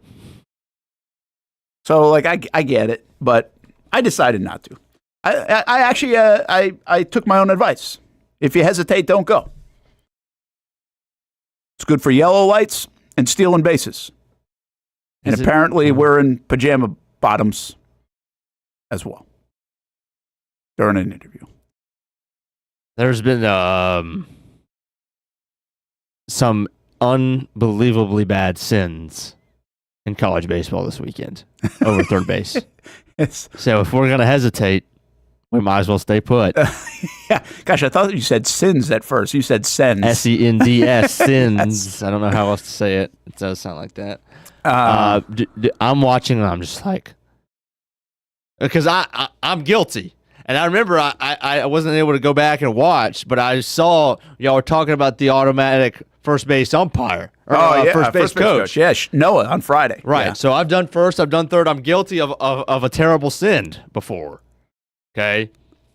But that's also when I'm banking on a 14 or 15-year-old to throw it in the crapper and not throwing on the money, and I've seen him I haven't seen him make a throw yet, right? But in college baseball, we ought to be able to make a 90-foot throw to nail somebody at home plate. And there must have been 2 or 3. And I didn't watch all weekend, but I'm like, that guy is not even rounding third base, and this cutoff guy's already got the ball, and he's out by 15 feet. I'm not even talking about the softball one, which I know was controversial. Yeah, there were a couple of things in the softball one. Yeah, usually I learn. I didn't watch a ton of college. I watched enough of it. I was flipping back and forth. I really enjoy it. I was thinking about this the other day. I was like, okay, why do I like it? Somebody asked on social media, like, why are we talking about college baseball more than like the MLB stuff? I said, I don't really think we talk about it. Like, we don't spend a lot of time on here talking about college baseball. But on social media, like when you're into it this week and last week and probably next week and going to Omaha, like I'm watching it. Yeah. And I'm into the softball stuff too. And again, some of that's selfish, like we all like our own stuff, but most of that's on social media that I'll comment on. And there's stuff in baseball like that just annoys the crap out of me, right? That really does. I mean, there's more stuff in college baseball that annoys me more than probably any other sport because I feel like I like the game. I know the game, but the game's also changing. People do it different ways. Like your Georgia Bulldogs, they should actually have a new rule now that's an illegal uniform. That's stupid. They look like idiots. They look like morons. Like, what are we doing? They're all 2-button, 3-button Come down. on, man. Like, run your if you're going to run the program, this guy's a good coach and just extended him. Like, you shouldn't be running your program with guys buttoned down to their belly button with their jerseys. Like, you have stupid rules in baseball. You shouldn't be allowed, like the Kentucky, what was the dumb rule that we had yesterday with the construction helmet? Did you see that one? Oh, it was like the guy got ejected. Coastal Carolina, East Carolina. No, it wasn't East Carolina. Duke, I thought does Duke does the Duke kid helmet. So apparently there was some rule that he came out of the dugout with the construction helmet to greet a guy with a home run. Oh my God! Or not the home run, but the single that took the lead, and the guy scored from first. Actually, good base running there, and he got ejected and can't play in the first game of the Super Regionals. So there's some stupid stuff, but. Can we button up like I'm one out? That's fine. All the jewelry, fine. Like, what are we doing here with like the whole chest showing? And Georgia's like the only one that does it. I don't know what you want me to say. I kind of like it. You like it? Yeah. You like it. You won't even wear your hat backwards, bro. Why do you? Of all things, there are a million things that you could reference for why I'm the old guy or why I shouldn't like something. I literally wear my hat backwards on this show once a week. Well, you said one time on this show that you run for that or something. In games, you cannot, or at practice. At practice. Yeah. As soon as it's not a baseball activity, you go for it. And as much as we kid about that, I kind of respect that, like having some rules and some guidelines. How, like, it's a stupid look. Here's part of the look. The thing that annoys me about the look is because I already know that college baseball players are fake tough. Well, that's very true. Like, they are already fake tough. So stop acting like you're even like some bodybuilder guy with your shirt unbuttoned. You're not going to throw a punch if the guy throws something at you or you get in a fight. You're just going to yap. So it just adds to that to me. Like, it's one thing if you're like going around just, if you're willing to go throw, then you can wear your shirt like that. But you ain't. Like the dude, your guy that, didn't he do this to, Oklahoma State dugout. Yeah. Yapping at the dugout. And by the way, him and the Mississippi State guy that went after the Florida State, I guess he used to be like a Miami pitcher, and so there's a lot of built up stuff there. They're really close, in my opinion, when you go taunt like that. I think by rule is like you should be gone. Right. Like you are directly looking at their dugout and it's after, taunting. Brent, it's after every inning. Yeah, I actually felt like if you strike out, if you're a pitcher and you get a punch out to end an inning, across the board, you either have to stare down the hitter or just look right into the other dugout and curse them all out. It's every team. I think it is, but I'm going to tell you something I noticed bouncing around the channels, and I saw some of it. I actually thought there was less of that this go-round than I've seen in recent years. No way. I actually thought there was less of it. Really? I felt that way. I'm not telling you that there was. I just felt, because I remember saying it to myself. I was like, okay, maybe I'm just not seeing it on social media. We talked about it last year. Maybe it's become so normal that it's like, really? But now you saw some, but like your guy, the Georgia guy, but I didn't feel like we saw as much of that. But I'm not trying to hate on Georgia. They have a good program and stuff. Boy, the ball flies out of there, though, huh? Holy cow. In the trees, man. Holy cow. I mean, the ball really flies out of there. And it hurt them in that ninth inning. That was crazy that they gave that up. But back to college baseball for a second. So I like it. And this time of year is fun. And I don't really watch it like a ton during the season. I'll catch a Gator game or a Knowles game. We have all our local guys with Florida State. And I really like following anybody local. We know a lot of these kids. Like Ty played with Miles Bailey, which is a great picture. By the way, I'll show it to you sometime. It's unbelievable how small Ty was and how big Miles Bailey was bigger then. But he's really got himself in shape. And, man, is he playing well. But for Florida State. So anyway, like we follow it, but I just think it's so much fun this time of year. And the reason, Hamby, I was thinking it's fun, and I'm surprised more people, I think this is why we like sports sometimes. What do we like about the NCAA tournament? Okay, you like the bracket. That's one thing. But you also like the fact that you can flip around on a day and watch like 4 games, 6 games, 8 games, whatever it is. Yep. You love the volume of games. What do we like about the NFL? Well, we want more games on like in a 4 o'clock window, or we like the red zone because you can bounce around games. Mm-hmm. Well, this is an unbelievable weekend to do that in college baseball. Yeah. Like, there are games on all day and on like 7 different channels. Mm-hmm. So I just thought more people would be into it for that. You can really bounce around and check out your favorite game. If one gets out of hand, which they do, you go bounce to another game. That's what I was doing. Mm-hmm. And I think that's what I kind of like about this time of year. I wondered if that would catch more people on to get them involved. Plus, the atmospheres are really good. Mm-hmm. Usually there's some drama. The game is not as slow as it used to be because they've sped it up a bit. Yeah, it is pretty quick. And so I feel like it's more watchable than it's ever been. And for a casual sports fan, it's an interesting thing to take a peek at, even if you're not a big college baseball fan. 100%. Because you also the biggest part of that is the element of you don't know who's going to win. If Wright State can beat Vandy, then it just shouldn't matter how big of a baseball fan you are to be able to tune into that in the last couple innings. Or, but if you at least have, game started at noon yesterday, and, the second parts of the doubleheaders with the winners started, some of them as late as 10. Like, you legitimately had 13 hours of nonstop baseball with games all across. Steph and I have been up till 2 in the morning every night. Between softball and baseball, it's like, I got to go to bed. Right. And, it's again, I get it. Not everybody loves college baseball and everything else. But there are a couple other things that real quick to talk about on this.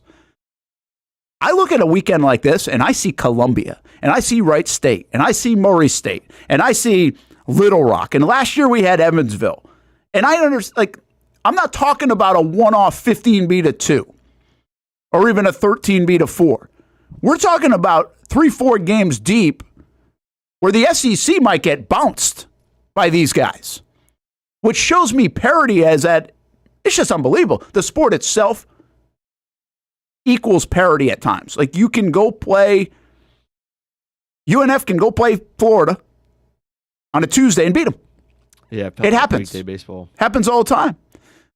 They're probably not beating them in a series, Friday, Saturday, Sunday, but they can beat them.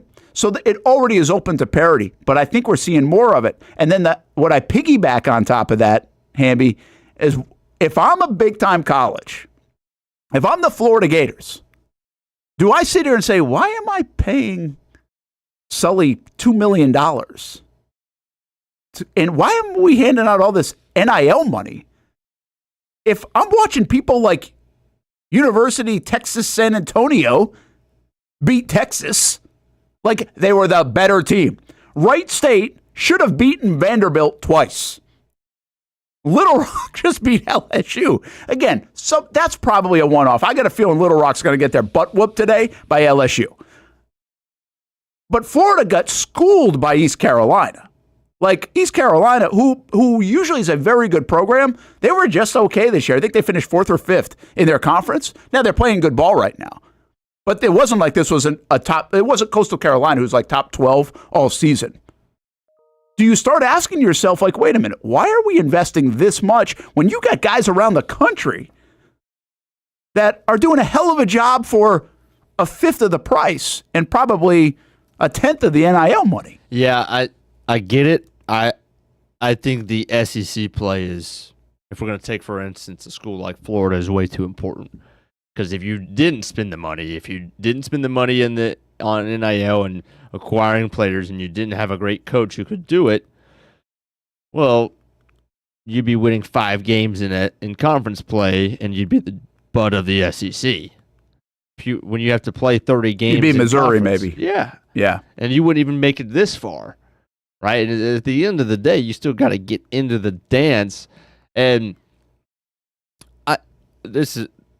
when we talk about SEC, or we talk about college baseball, right? Obviously, the playoffs, everything is happening while the students are not in school. Okay? Students have graduated, students are gone, right? And so you have your diehard, the people that are in the stands, right, at a regional game, traveling with the team. Yeah. Not many people. No. Right? And those people are awesome, and they're diehard or whatever, and they're going to travel, and you have those. But your Gator baseball fans, and they have a nice fan base, but the ones that will actually travel and are keeping up watching every game come this time of year, on a large scale, is not a lot. No, I mean, Gators have an okay fan base, really, when it comes to baseball. Like, it's okay. Right. So there's from the school. By SEC standards, I should say. Right.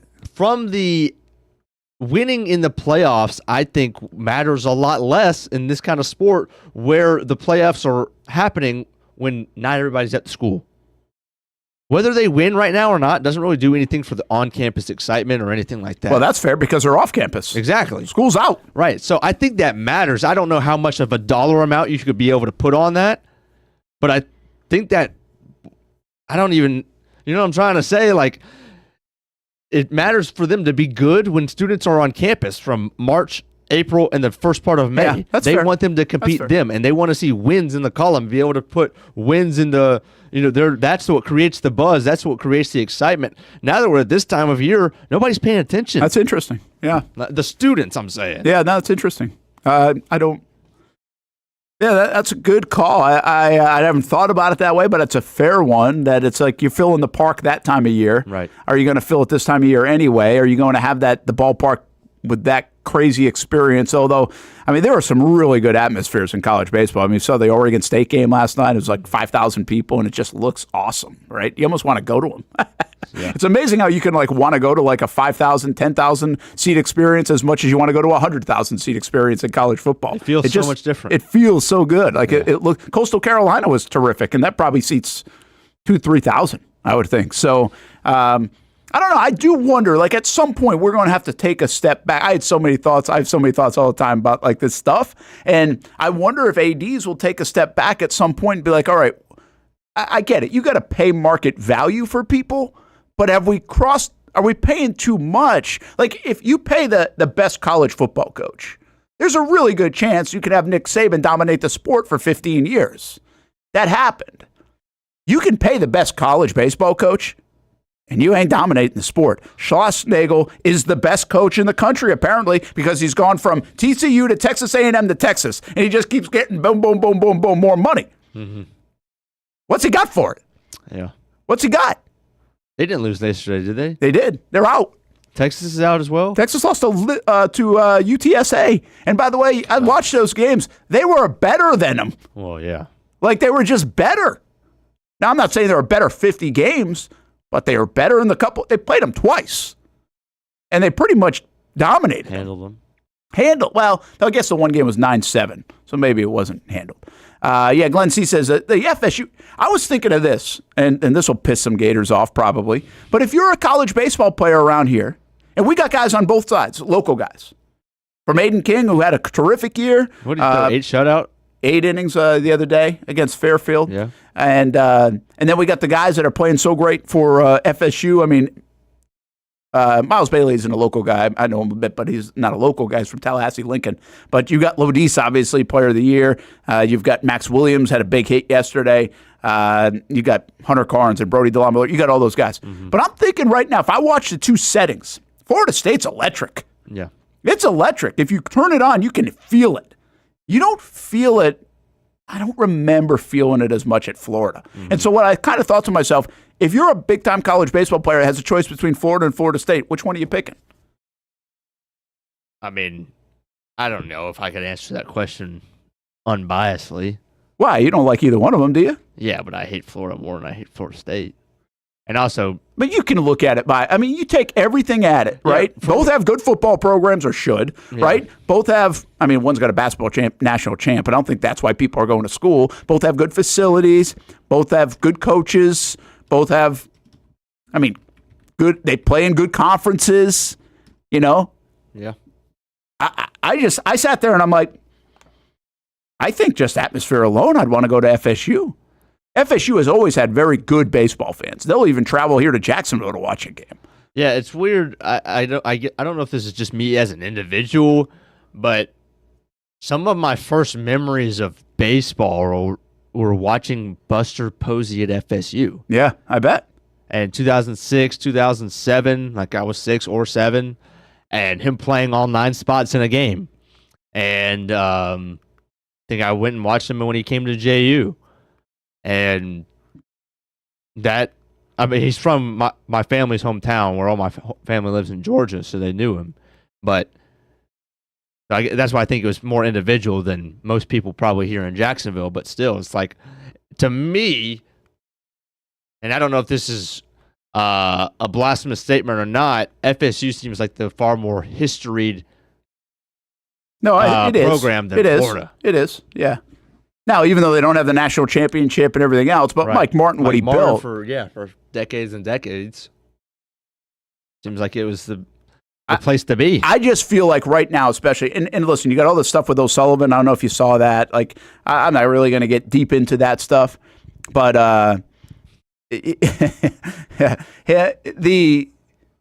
apparently he raised the stink, the Coastal Carolina thing, because they were moving a game. Now, some people say he had a right to, the way it's a bad look for O'Sullivan in Florida. And not the first time O'Sullivan's had, a bad look. He's run into some things at times. But I just feel like if you took this, they're both good coaches, right? It just feels a little bit more fun, in my opinion, to play for Florida State. I'm a neutral guy. I don't care about either one. I understand around here, if you got a bias, you're like, oh my gosh. I'm telling you, if you take a ball player and you show them both those schools, both the campuses, both the facilities, both an atmosphere, both the coach, all that stuff, gosh, I feel like I'd be picked. I feel like I'd lean Florida State. Mm-hmm. It just looks more fun. I feel like it looks more fun. It looks a little stressful to play at Florida sometimes, too. Now, that might be because they were just okay the last couple of years most of the time. That might be why I've got, Florida State's been better across the years of the last 2 years. Even though Florida went and had a hell of a run late last year, if you really take the 2 seasons, Florida State's had more success. Got off to a record start, I think it was 2 years ago. And then this year they had a very nice year. They're ranked second in the country for a good chunk of it. So I just saw the video of Sully going off on that. Yeah, the Sully thing. Did you see he got called out by Coastal Carolina's coach? Very rare. Oh, yeah, you got to find that. Oh, here we go. I retweeted it, but he got called out by another coach from Coastal Carolina. I don't think you'll see Coastal Carolina against Florida anytime soon. But the whole deal was that for the second day in a row, they moved the time of the game, and The only thing I would say that I heard a little bit of, it was like Sully was basically saying, why are you moving a game because they got done at 1:30? It's not like it started at midnight. And it's like, okay, well, you're saying you don't want to move your game an hour, even though these guys got done playing at 1:30 in the morning. So, like, they basically moved the game from 12:06 to 1:06, I think is the story, yesterday. And that's what got him all bent out of shape. It wasn't a great look. And I'm not really sure the whole story. I don't think any of us know. But the stuff that you see wasn't a great look. When you have another college coach calling out one of the best coaches in the country, where there's usually a lot of respect, and that's a no-no to do that? I mean, think about somebody calling out vocally Nick Saban or a Dabo Swinney for what they're doing. It doesn't happen very often, right? That's basically what happened with Coastal Carolina's coach yesterday. But you can make the case right now like a Coastal Carolina program's in a better spot than even Florida's in, which is nuts. That's the kind of stuff you get at baseball, which is pretty wild to me. All right, let's do this. Take a break. Come back, and we'll talk some football for the final hour. Casey will give us a little trivia for us as well, and we'll hear from some of the Jags today. Josh Hines-Allen, Liam Cohen. What are those guys saying? We'll have an hour to digest and dissect a little bit of that here on a Monday as we get you going on this week. Again, a little bit of a Travis Hunter week. Stay tuned all week and online and on TV for our sit-down interview with Travis Hunter. We'll be right back. There's a saying in sports, you can't win them all, but you can win a lot with good folks on your team. Like that one painter, First Coast. It's tough to beat the sun in Florida, so your home fades. It's tough to beat that HOA when they come calling. Beat the sun, beat the HOA with that one painter, First Coast. And it's a good time to do it. Less rain to work around, and painting in mild temperatures is perfect. After all, the paint bonds to the surface so much better. Give that one painter First Coast a call at 904-417-3557 or look them up at first-coast.thatonepainter.com. Fast estimate, guidance on color and HOA requirements, and the highest quality job you'll find anywhere. Be a big winner in your neighborhood with that one painter First Coast on your team.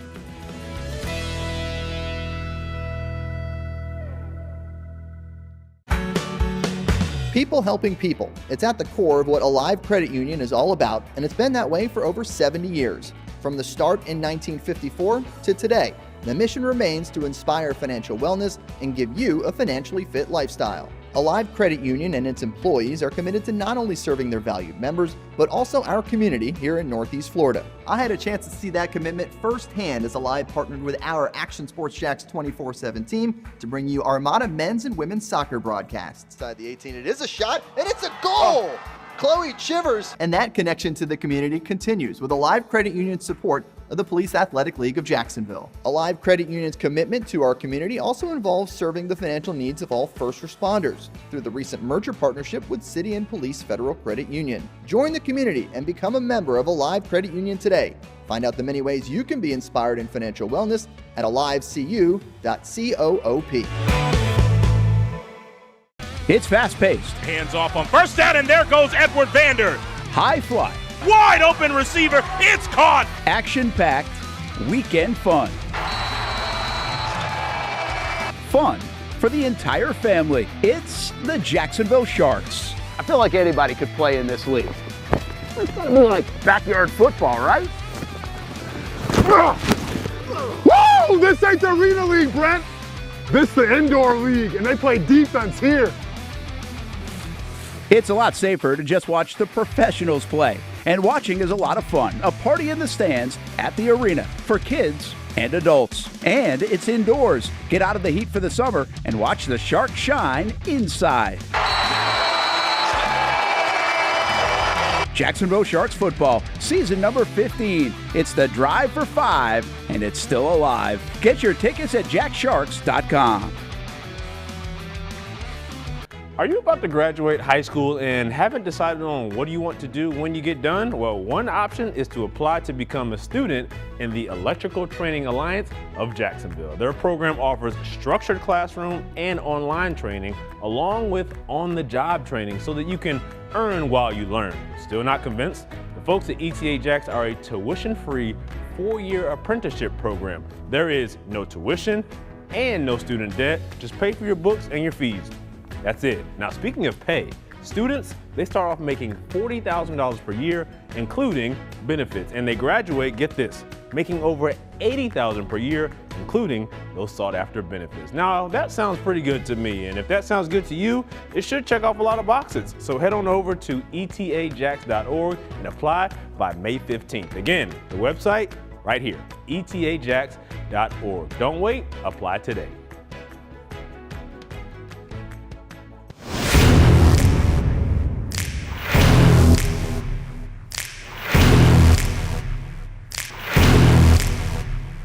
Grab some friends and go to a restaurant or head out for a drink and some conversation. Watch your favorite team play on the big screen.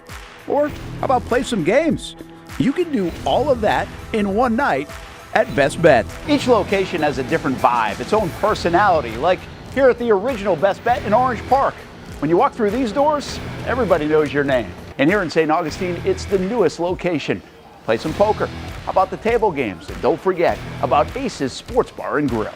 And then there's the Jacksonville location, right here on Monument Road. It's the biggest poker room in the state of Florida. Maybe you'll find yourself a seat right here at the final table. Best Bet, where you can have the best of times. And that makes you always go home a winner. Try any of the 3 locations, and you can always visit bestbetjax.com. Welcome back to the Brent and Austin Show, streaming on the Action Sports Jax 24/7 network.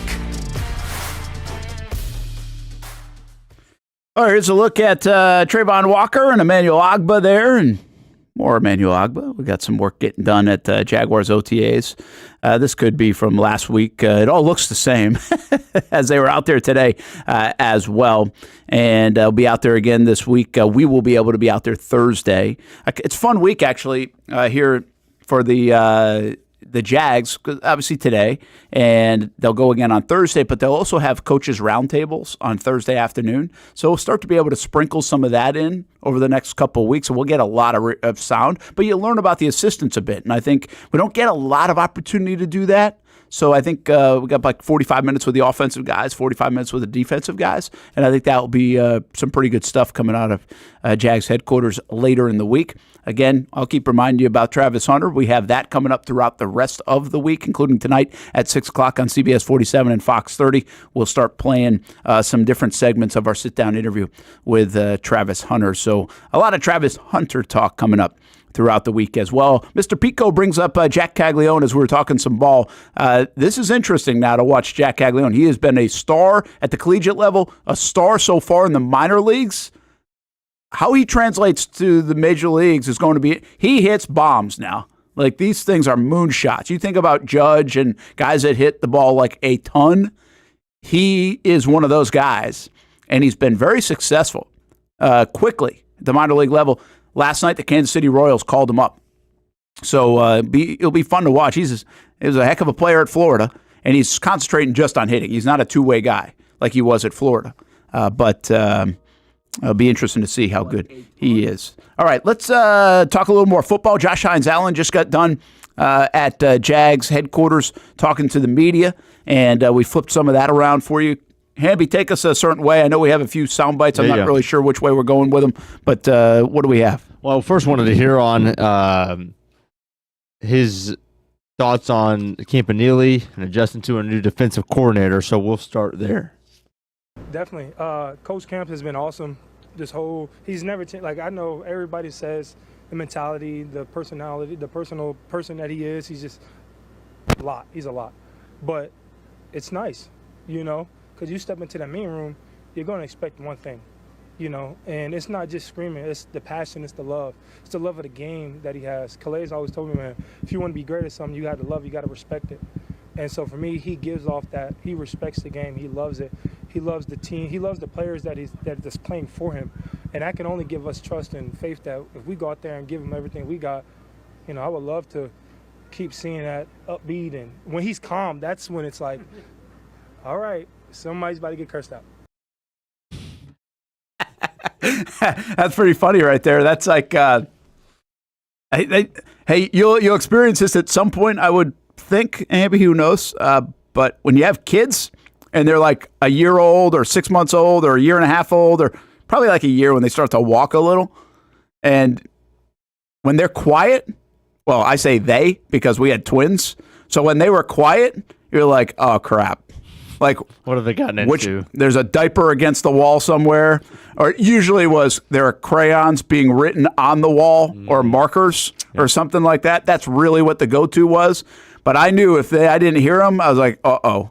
And it's funny how he said that's what it reminded me of when Josh Hines Allen said, it's like, hey, if he is not high energy, you're like, something's coming.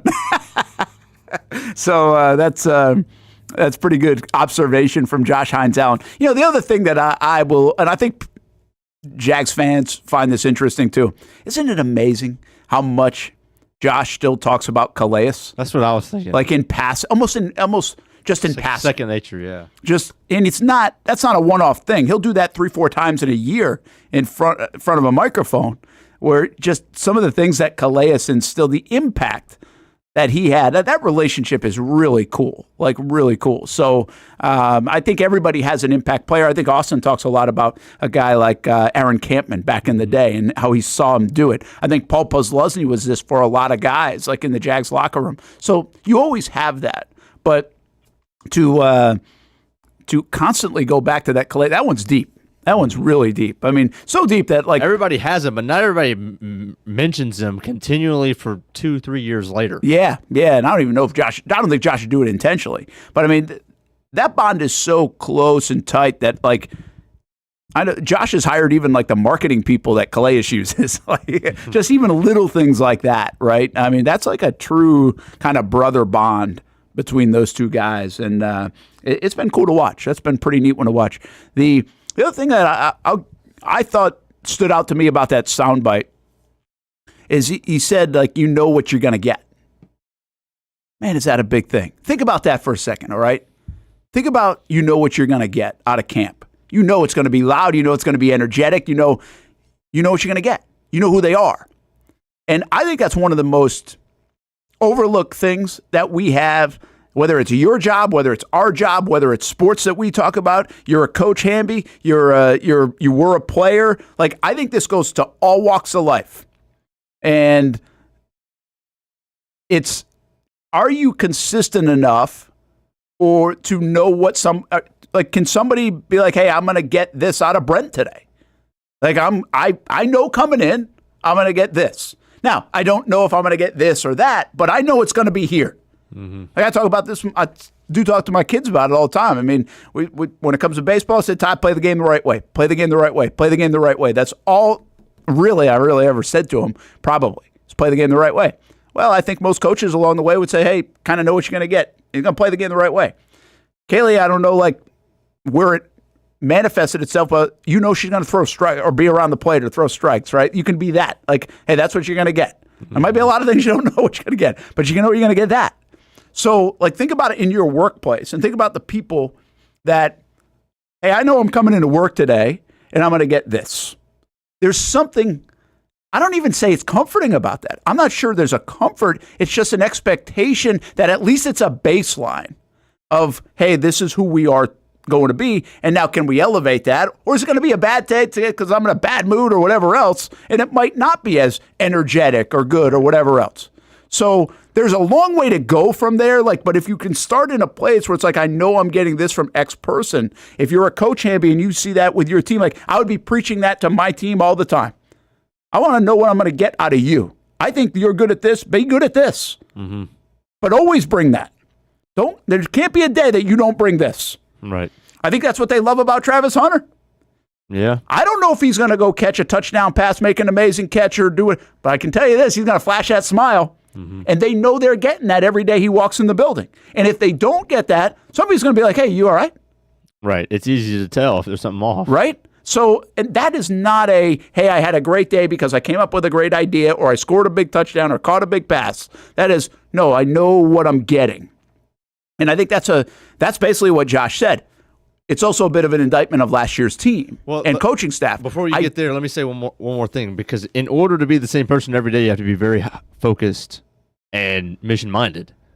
Because if you're not, then little things can sway you, and before you get to the door to work, You could be two different people. Yeah. Based off of That's whether true. your coffee was good that morning or how you slept or all of these things. But if those things shrink, if you are mission-minded, if you're focused, and if you know exactly, if you're selfless enough to say, these guys need this out of me, so I will be this, right? The people that are the same the most are because they know that other people are depending on them, and they're thinking about how they're being perceived, how they're being depended on, more so than what those people can do for them. Yeah, I think that's a really good point, right? And YB400 says, I hate a wishy-washy person. You'd rather have somebody that's like always in a bad mood. Almost, But you almost walk in, you know they're going to be in a bad mood. Yeah. Like you're just like, you're ready for it, right? So, we really want all that energy all the time, but you get what I'm saying. And I think that there's something that comes with that. I think confidence comes with that, right? There's a confidence in somebody's self to be. Doesn't mean they're confident in everything, but they're confident in their plan. They're confident in what they're doing. And I think this goes back to last year's staff a little bit. This staff was, I don't know if wishy-washy is the right one, but inconsistent at times. And why were they inconsistent at times? Well, because I don't think they were fully confident in the plan that they had developed. They found out somewhere along the way that this thing's broken. And how do you fix it? And the buttons being pushed didn't fix it. And I think that was a major problem. So you look at what Josh is saying there about his coach. This goes two ways.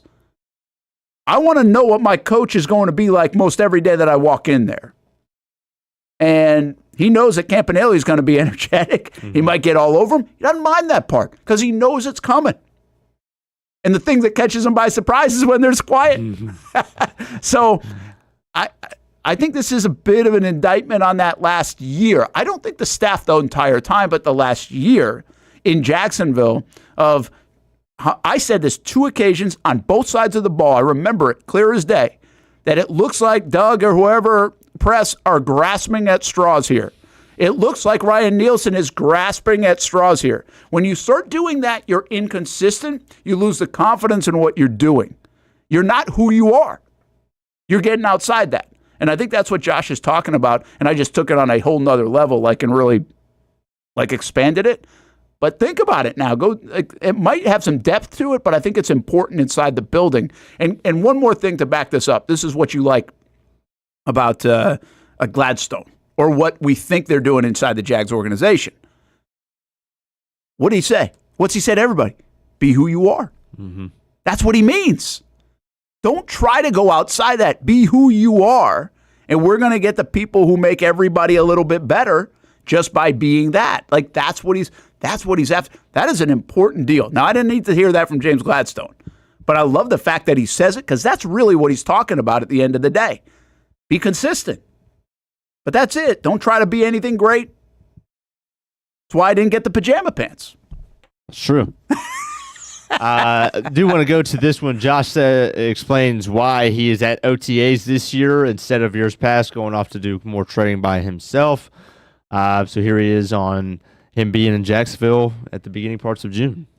I think I told myself, even going into in next season last year, I was going to be back in OTAs this year. And then, when we hired Coach Liam, it was that connection that I had with him, that Kentucky connection I had with him, to give him, to help him out, to be there for him, to be one of the guys that he can trust and lean into this season. And then I had a lot of Kentucky coaches calling me, Coach White, that I love dearly, who's DC at Kentucky now, called me. He was like, yeah, you're going to be there. So, that's something I already had back in my mind of coming back and doing it no matter who we would have had. Because I got big goals that I need to do. And, again, it's all about adapting, figuring out what works. And so this year, I thought coming to OTAs would be a good sign for me. And, it's paying off pretty well.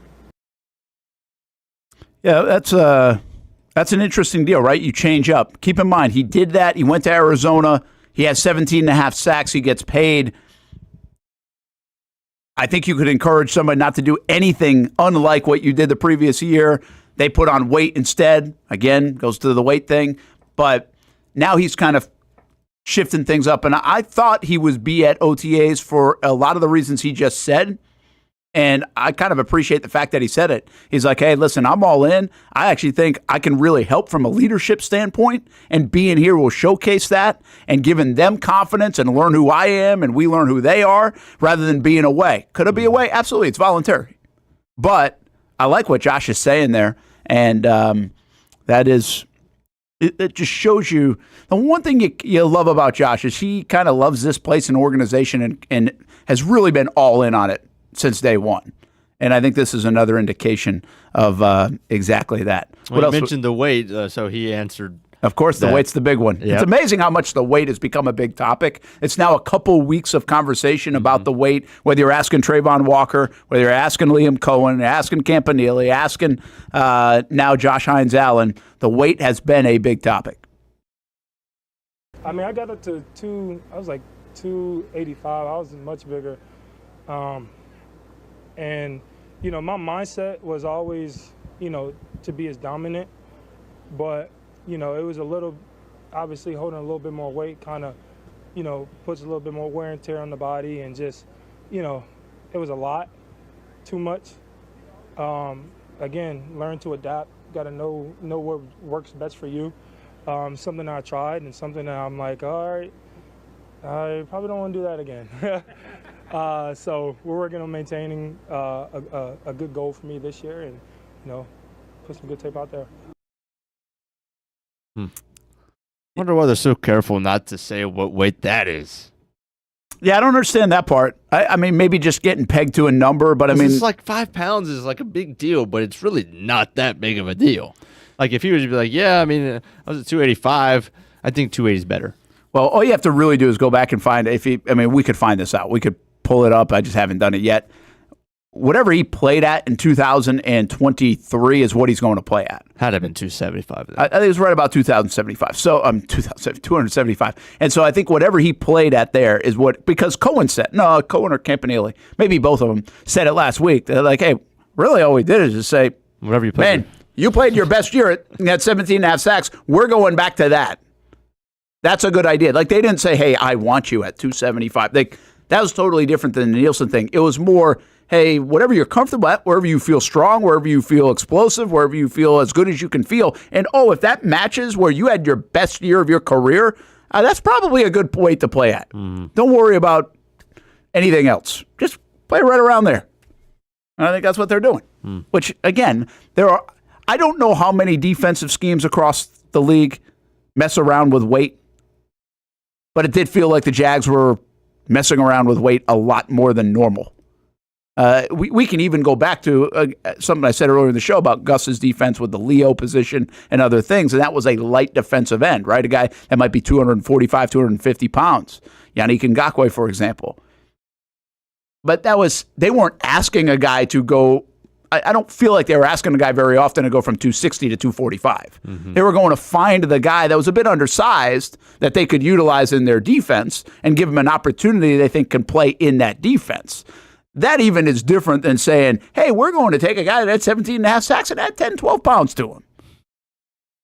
Who's already good against the run, by the way. Right. It's not like he wasn't good there, but they really just painted a picture of you need to play at this weight or we can't do what we want to do on defense. We got one more never from made Josh. much sense. Got another one? Yeah, we got one more. He just talked about everything that goes with adjusting to a new regime, new being at OTAs also, and just Campanile, what he's seeing from him, and Coach Cohen. I mean, I think we've adjusted well, including myself. I think just, being in the building, being here, being with the guys, getting the communication from the coach's mouth is always huge. The coaches have been awesome, very communicative. They want to get us better. They want to be involved. They want us to be for each other, and you can tell by the passion that they give each and every day. I love it. A group of coaches that I want to sacrifice my body for and give it all I can. So, I'm excited for what this year brings us. The other thing Josh said, by the way, in his podium time today is that he wants to be an All-Pro and be a Defensive Player of the Year. Like, his goals have not changed. Like, that's where his goals are at. He feels like he can be and is one of the best defensive players in the league and can get there. And that goes back to what we talked about a little bit earlier. It's like the question is not if he's good. The question is he great? And great players have production year after year at a consistent basis. That's where he's got to get to. He's shown signs of it. Can he show consistency with it? And I think that's it. And that's not really a criticism. I think that's really more just, hey, the reality of it at the end of the day. So I will say one thing that sticks out to me in Josh's last comment, and I believe this to be the case anyway because you feel it in talking to people, and you kind of can logically come to the conclusion. With the Jags bringing in, let's call it youth, at the coaching level, they are bringing in guys that have a way better understanding of today's athlete. And I think that's what Josh was just referencing. Josh was, they're going to be tough. It's going to be hard coaching. Like, there's not that. It's not country club, but it's also build up kind of more than break down, where you'll go to the wall for him. If you think about old coaching, especially in football, you went to the wall for a guy because you're afraid he might cut you or make you run or whatever else. That's kind of the way it felt. That's not today. Like, what's going to make you go to the wall for a guy? Because he's got your best interest at heart. He wants to see you be as good as possibly you can be. He wants you to get paid. He wants you, in Josh's case, to be a Hall of Famer. Like, he wants that as part of the journey. It's a two-way deal more than, I just need you to perform so we win, for me. Like, which never really was that way, but it kind of comes across that way sometimes. And with that comes this, barrier that you can't pat somebody on the back. Right. Like, you can't say, hey, did a great job. Hey, I love you.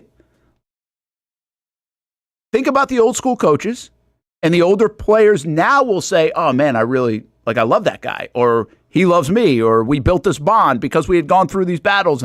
That was kind of the style to do it, and it took you almost a decade after you were done playing for that person to realize, oh, that's what he was trying to do. Mm-hmm. That ain't it today.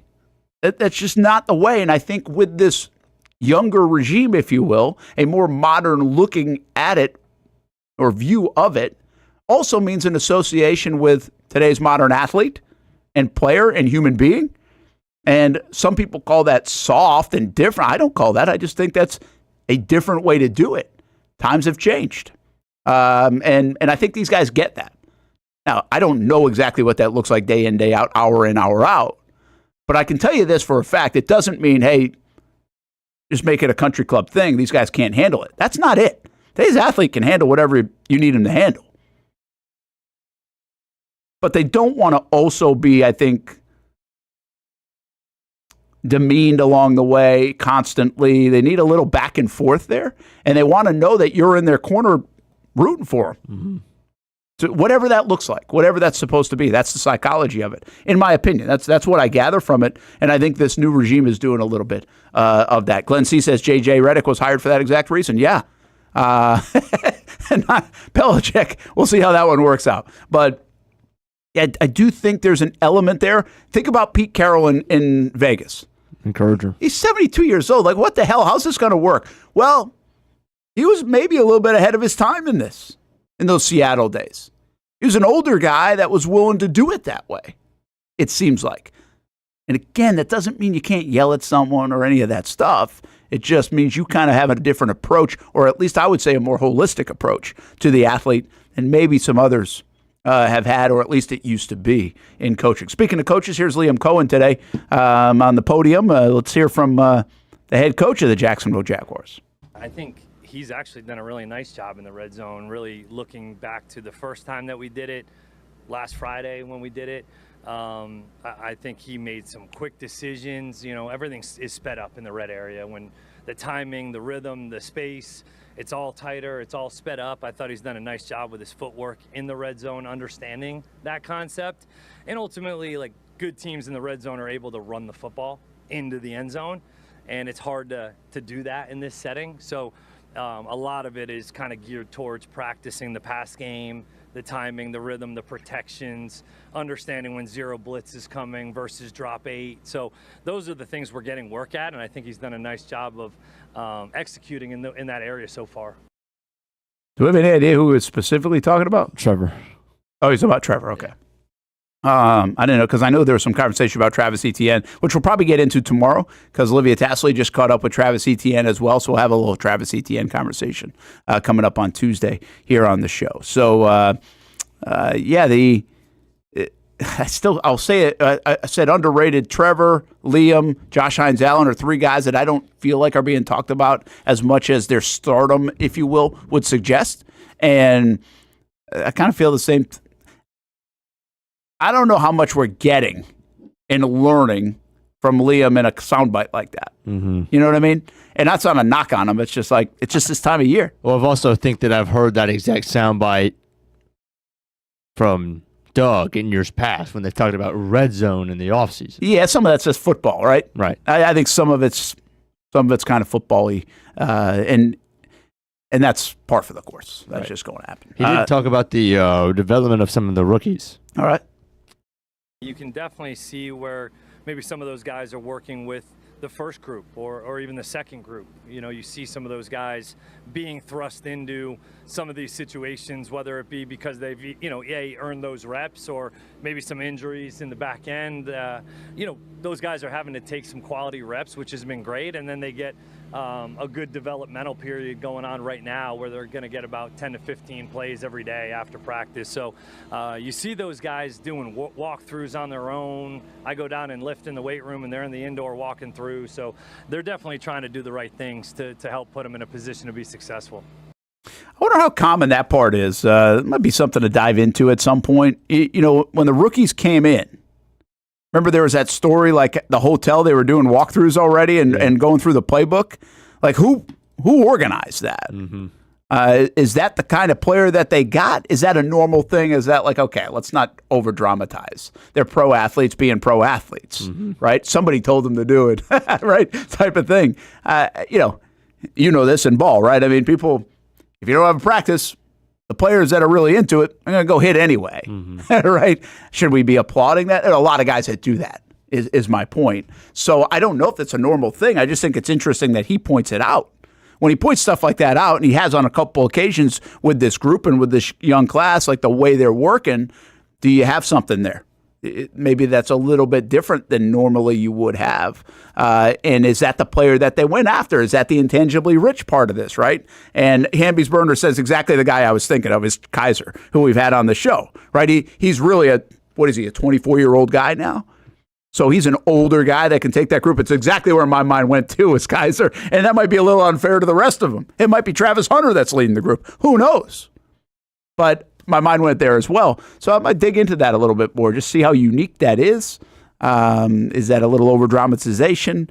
But, I mean, it can't be a bad thing, getting some work in there as well. Let's take a time out, right? Brent and Austen Show, Action Sports Jax 24/7 Network. I think we'll get Austin in on the other side. Play a little trivia with Casey regardless on the other side. And a little bit more maybe from some sound bites from either Josh Hines Allen or Liam Cohen, what was out there at practice today. Again, Travis Hunter week here on Action Sports Jax. We'll have some of that tonight, 6 o'clock, CBS 47 and Fox 30. We'll play some more throughout the week, which will conclude on Friday with our full interview in this weekend on Action Sports Jax Primetime. Tomorrow, Travis Etienne one-on-one. Actually, I'm not sure it was a one-on-one, so I shouldn't present it that way. That one's not exclusive.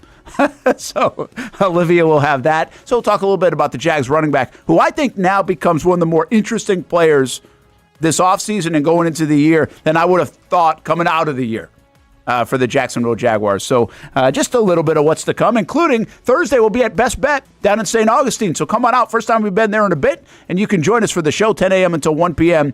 Down there. Best Bet St. Augustine. Check out Best Bet Jax for all three locations: Monument Road, St. Augustine, and Orange Park.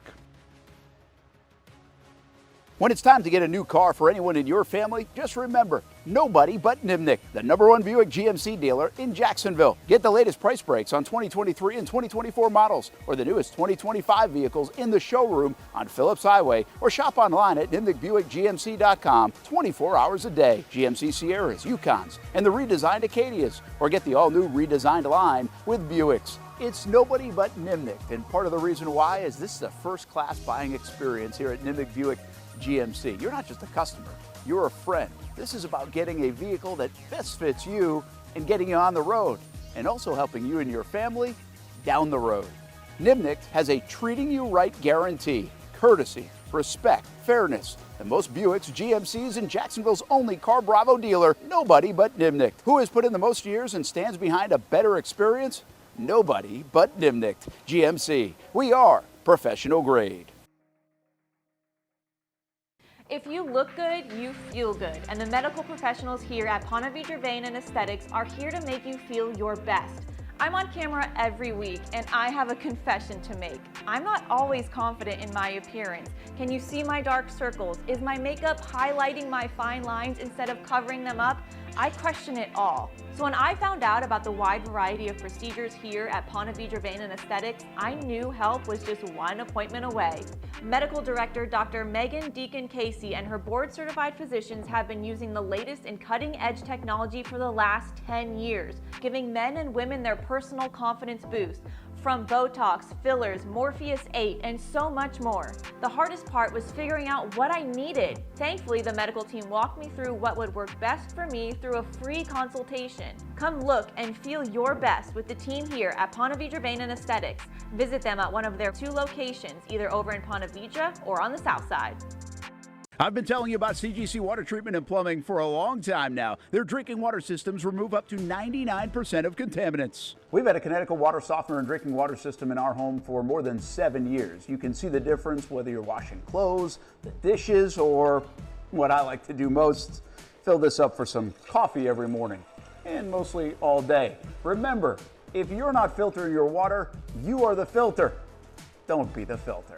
Right now, you can get a free Connecticut reverse osmosis system with a purchase of a Connecticut Premier Softener. The experts at CGC Water Treatment and Plumbing will test your water for free and determine your water score. Don't know your water score? CGC will find out and recommend the appropriate Connecticut water treatment solutions so you can improve it. Call 904-552-1242 or visit cgcwater.com. Ask about our 90-day love it or leave it guarantee. CGC Water Treatment and Plumbing, an authorized independent Connecticut dealer. Florida license number CFC 1432579.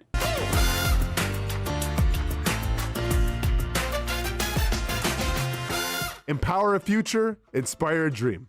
It's a bold but simple mission for the Jacksonville Police Athletic League known as Jax PAL. Help the next generation of kids in Jacksonville shape a brighter future. Their after-school programs, teenage leadership programs. There's community outreach. This has been just an awesome opportunity to be out here with my colleagues and do something good for the community. It's really been an interesting opportunity to just see everybody work together in a way that we don't normally in the office. And there's sports.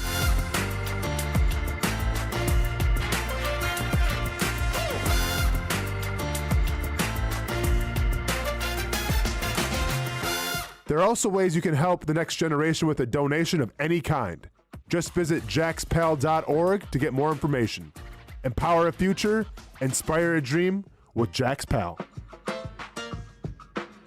Most of us know how to throw.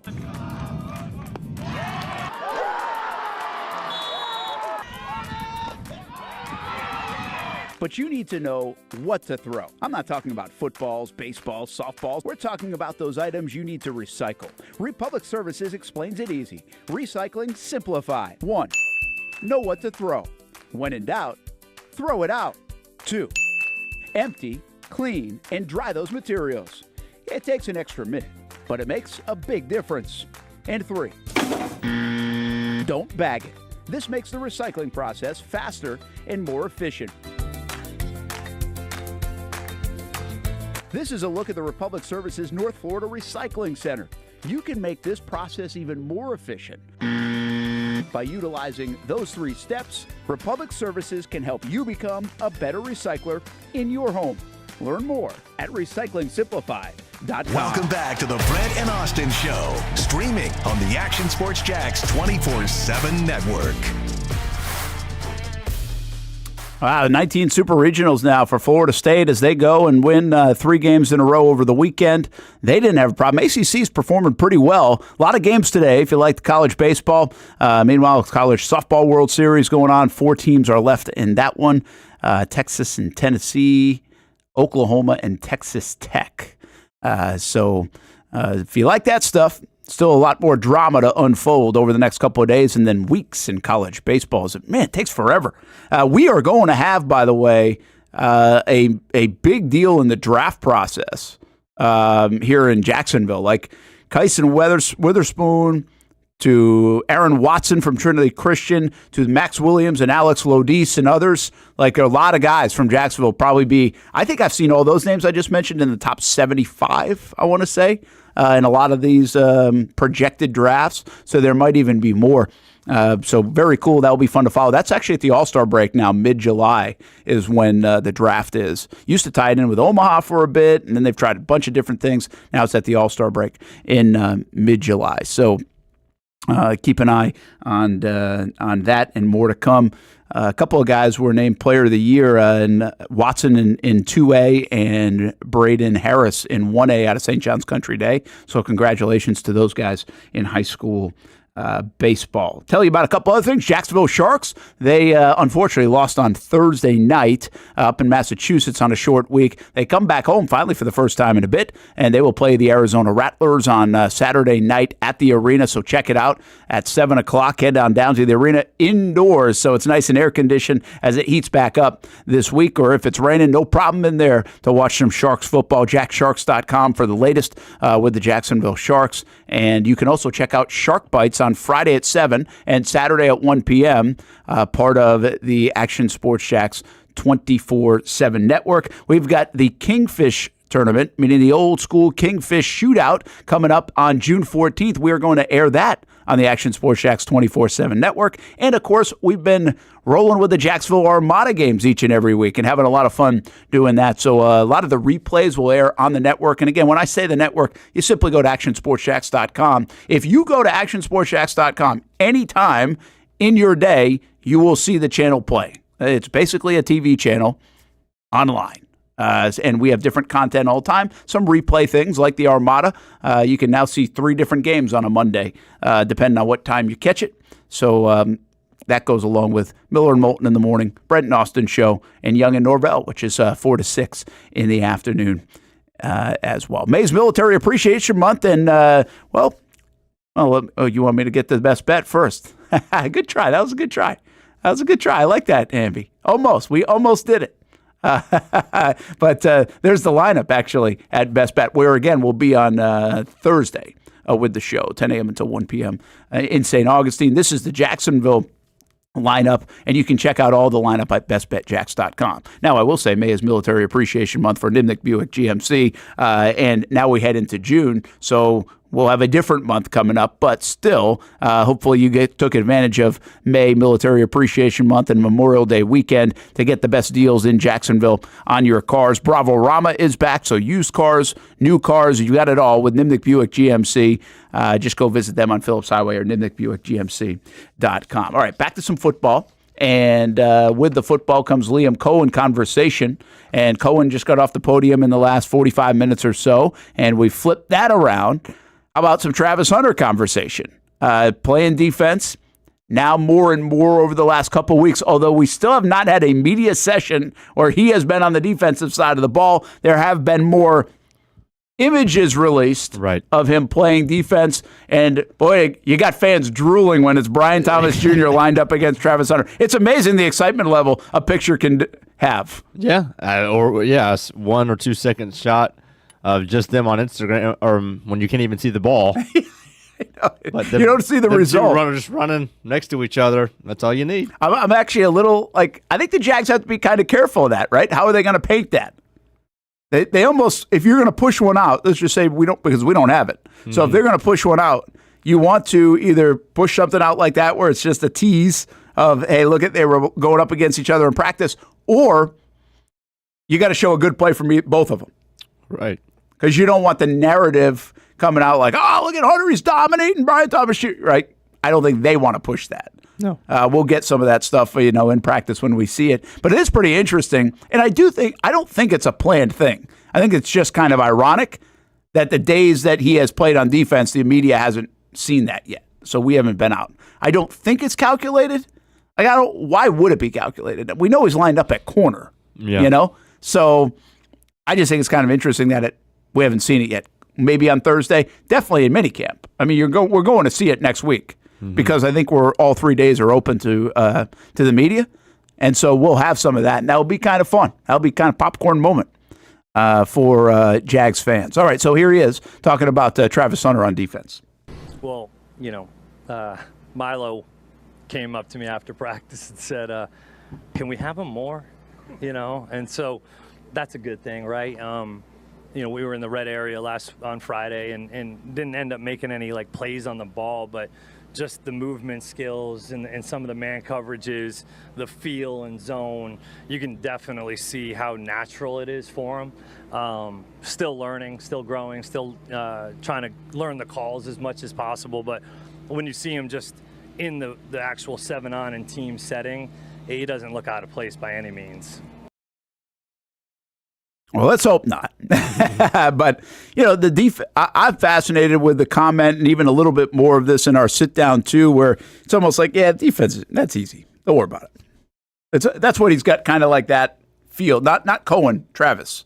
Travis, the playbook on offense is obviously more involved. Sure. And so getting in that, knowing your stuff and not knowing your stuff, you got to get through that. The defense is like, just go play ball. Well, this guy's good at that. And you got to still know stuff, but it's more let's go play ball. Yeah. Here's a guy that has gone under the radar, in my opinion, and I think could be settled in for a really nice year because I think they're going to take some of the BS mystery that we all wondered about on defense away from him as well. I think this guy's impacted by a lot of what went on last year, and I'm talking about Foye-Oluokun. And obviously the defensive side needs him as their quarterback, needs him as one of their leaders. But from a production standpoint, this guy's been really good. He's been good in a Jags uniform. He's getting paid to be good, and the Jags hope they get another really good season out of him. Here's Liam Cohen. Like what you just said was the pro's pro. He's early to every meeting, sitting down, ready to go. Communicates out there at a really high level, wants to understand the intent behind each call. He asks phenomenal questions in the meeting room settings, especially when the whole defense is in there. Some of the things that he brings up really forces an engagement within the whole group, with the coaches, the players, different position groups. I just think he has a really nice way of communicating things that he may not understand, that maybe other people are also not understanding. And so it just kind of brings collaborative communication together that I think he's, like I said, he's a pro's pro. Yeah, no surprise there. And again, I think linebacker, you can't really see a whole lot in this kind of setting, even from the linebacker, other than the being on the P's and Q's, which that's not going to be a problem for Foye-Oluokun. Hey, let's give you one more, and we talk about the O-line. Here's another one. I mean, I'm really not sure what Cohen is supposed to fully say about the offensive line that would get you to go, wow. But it's an important part of the equation. You got some newcomers there, if not for his offense, here together with the 5 that are going to play. And then you got a lot of newcomers overall. They invested totally different in this offensive line. New bodies in there, new room. So let's hear what Liam Cohen had to say in the last hour about the offensive line. Yeah, I think they've actually done a really nice job over the last, specifically maybe 3 days. Just in terms of the communication, what we're asking them from a fundamental and technique standpoint, it's really hard to see maybe the grit and the finish and the toughness fully on display in these settings, just because of the rules and regulations that we have, and we're obviously trying to improve every day as a unit, offensively, defensively, special teams. But I do think that group's done a nice job, specifically over the last few days. I kind of laugh at some of this because I'm like, is anybody doing a bad job? Yeah, does anybody not stood out? Can you tell us who sucks? Who's been disappointed? By the way, I'm not getting on Cohen for it. It's like, this is the nature of it. I might actually, when I go down there, I might joke around about it. Like, what? It must be kind of hard Like, first of all, what are we supposed to ask about, too? I'm not criticizing people asking. But, like, what are we doing with it? Where are we going with it? And what's he going to say? But it is what it is. That's a little bit, it's just this time of year. I mean, really, think about this, Hamby. Like, would you really want to know something that you could get an answer for? Outside of, how do you feel about what it looks like without pads, 4 months away from the year? I mean, it really narrows down what you can get from an answer standpoint. Right. From a coach, I actually think it's easier to get answer standpoint stuff from a player like Josh Hines-Allen. He can shed a lot of light on what he's doing this offseason, why he is here instead of those are real, like, concrete things we haven't heard from the guy. When the coach goes out there every week and he's supposed to be like, yeah, the receivers look good, the running back, we're on par. We don't have a high expectation for this and that for this time of year. Like, it's kind of in a corner on what to say. I want to know who's clueless, who's forgetting the plays. Does anybody look slower? Does anybody look like they don't know where they're going? Has anybody not had a full effort? And is anybody hurt? Yeah, well, that's actually one that's pretty interesting. But I think, I do feel, and I tweeted this out, I just said, hey, it looks like Travis Hunter is looking good on defense, according to Cohen. I think that's what we can gather from that. Like, when he says, hey, we're in a red zone setting, it was very specific, right? So my mind goes to, okay, he remembers something from Friday where he thought that looks good. It looks like an NFL corner. Yeah, when he says that, he's like, his mind is going to something specific and a play or anything else. And I think that is where you can get a little more detailed, or at least kind of connect the dots on it. Hamby's burner, a big Cephas fan. Makes me laugh. He was all the talk last year. Man. Who's going to be that guy? I always say, we won't do this now. Who will be that guy this year? Think about it. That's your homework assignment. And when we get to July, when we come back, when these guys are getting out there, it's like, okay, who's going to be the darling? There's a lot of UDFAs. So usually, people can have their pick. There are a lot of darlings, and it's usually a receiver. Yeah, because we see the ball get to his hands, right? It's or a corner. Corner can pick off some passes. I forget who it was a few years ago. Had like a handful of passes at camp that he picked off. Like, oh. I know at one time, like a couple of camps ago, Gregory Jr. Was like a big story coming out. So it'll happen. There'll be a couple of them, most likely. And Hamby's Bird says, I've seen him in a lot of clips, no buzz around him at all. Yeah, I don't know the latest on Cephas at all, but I think there are a lot of fans of some of the undrafted free agents that were signed, even in the receiver room, kid from Duke, I think it is. Pankow. Yeah, so I think it will be interesting because there's a perception that James Gladstone and company from the Rams days are good at finding these guys. So I think that is more intriguing than the fans and the media labeling a guy, look out, right? It's more the fact that it might be even an under-the-radar player that could be a factor.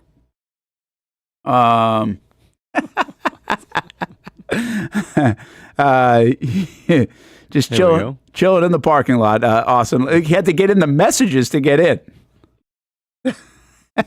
How long you been out there is the question. I don't know. He's about to get in there. Hey, don't forget our Let's Go Fishing segment is on Thursday, and you can send in your best catches if you had some over the weekend, sports at actionnewsjacks.com.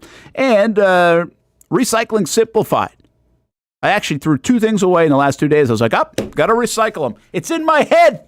Should be in yours as well. RecyclingSimplified.com if you want to learn what you should do, how you should throw things away, what you shouldn't do to make it more efficient of a process at your business and at home.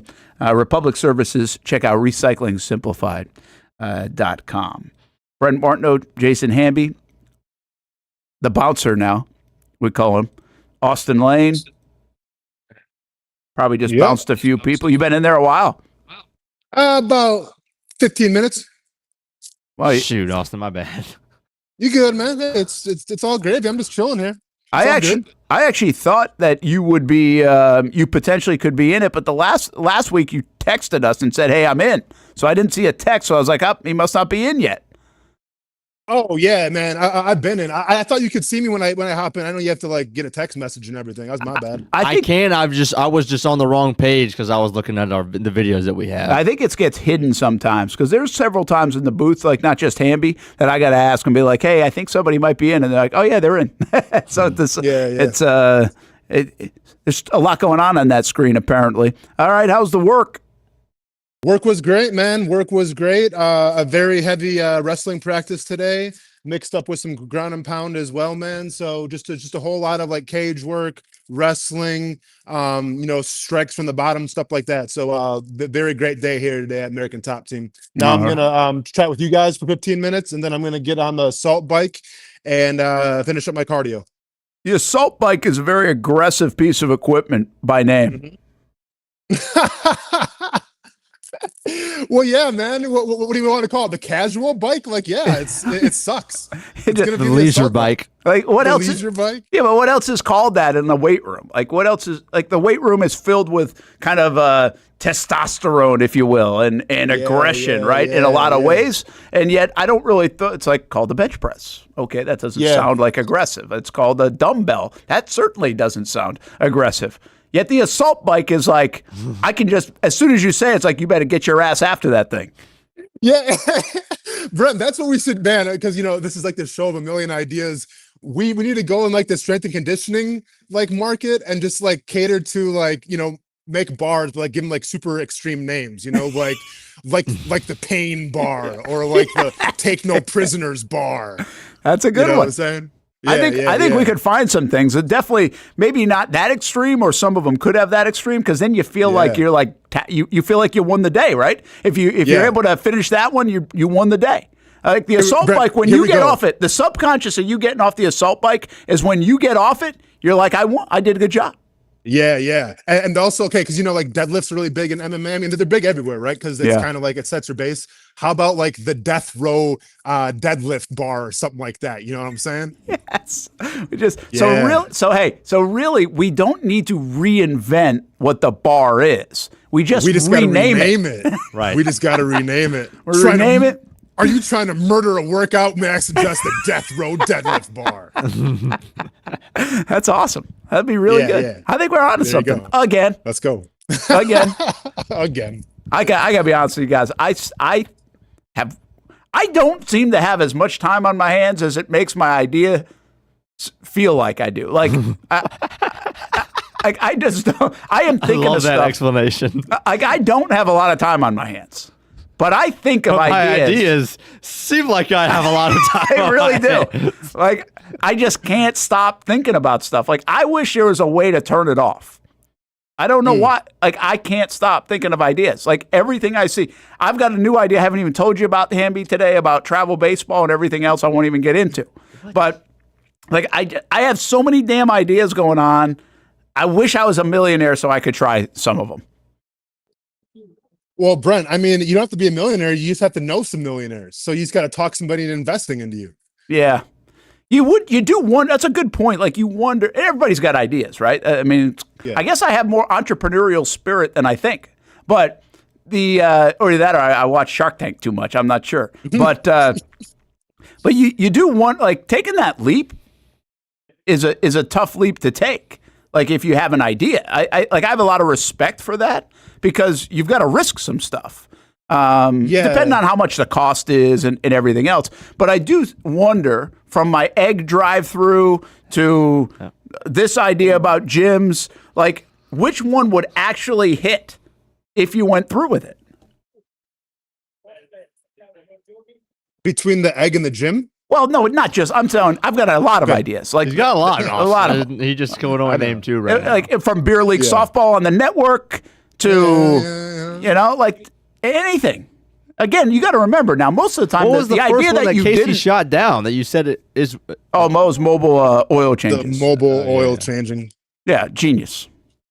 And now everybody does it. Yeah, that made sense. I mean, I wasn't on the show when that one went down, but I wouldn't have shot that one down, Brent, to be fair. Yeah, but like I'll even give you like I get a lot of T-shirt ideas, as you guys know. Like we even finally made some, but like there is something stupid that you can come up with. I mean that sooner or later will go nuts. I mean look at the what do they call those spinners? The fidget spinners. The fidget spinner went nuts. Yeah.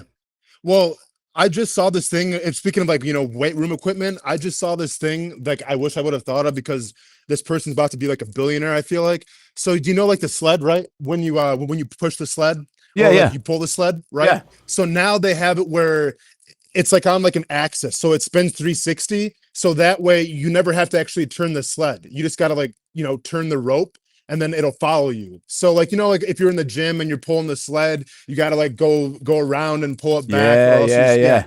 So now it's like on an axle where it just spins around. So you don't have to like, you don't have to turn the whole thing around. It's super convenient. How about that? That's good. Yeah. See, super convenient. Yeah. People, the utilization of things is really good. I bet that people, sorry, people are trying to. We're trying to get some guests on the show here, I guess, Brent. They're trying to talk to me. 1 second, and I don't speak Portuguese, so like they're always trying to. One moment, yeah, whatever. I'll see you in a bit. Sorry, dude. I'm like the black sheep of this whole family here. It's ridiculous. Yeah. I used to speak a little Portuguese. If you need help, I can try to figure it out. I have a lot of Portuguese friends back in Rhode Island. Well, yeah. If Renning comes back over here, I'll put him on. Yeah, so, I'm not sure that's a good idea. I took French, Spanish, and kind of Portuguese just because I had to in school, and I don't remember any of it. Dude, I'll tell you what, man, and this is with all due respect. Like, you thought like Gus Bradley was like has energy and like was boisterous. Every single dude from Brazil in here is essentially a Gus Bradley clone. Like really? they're always like laughing, joking around, dancing, man. It's cool to be a part of, you know what I'm saying? Now, I can't understand what they're saying and maybe they're making fun of me in the process, but it's still a cool environment to be a part of. That's interesting you say that. I would think that would be a very like a serious tone with them. But you're saying it's kind of like almost like a jubilant Travis Hunter type of vibe. Yeah. I just think because, we're all in here trying to get better and like, let's be honest, an hour, 30-minute practice of wrestling and going nonstop sucks. So I just think that, you kind of suffer hand in hand and, to go through suffering, you got to have some fun with it. Yeah. Hey, speaking of, the Knicks fans know all about that. Segue. Yeah, man, they really do. That was fantastic, Brent. I kind of wanted to see. I don't like any of the New York teams, quite frankly, but I kind of want to see the Knicks in the finals, and I thought it would have been entertaining. Obviously, Indiana's just good. I start to wonder now: is Indiana playing so well that even OKC can't beat them?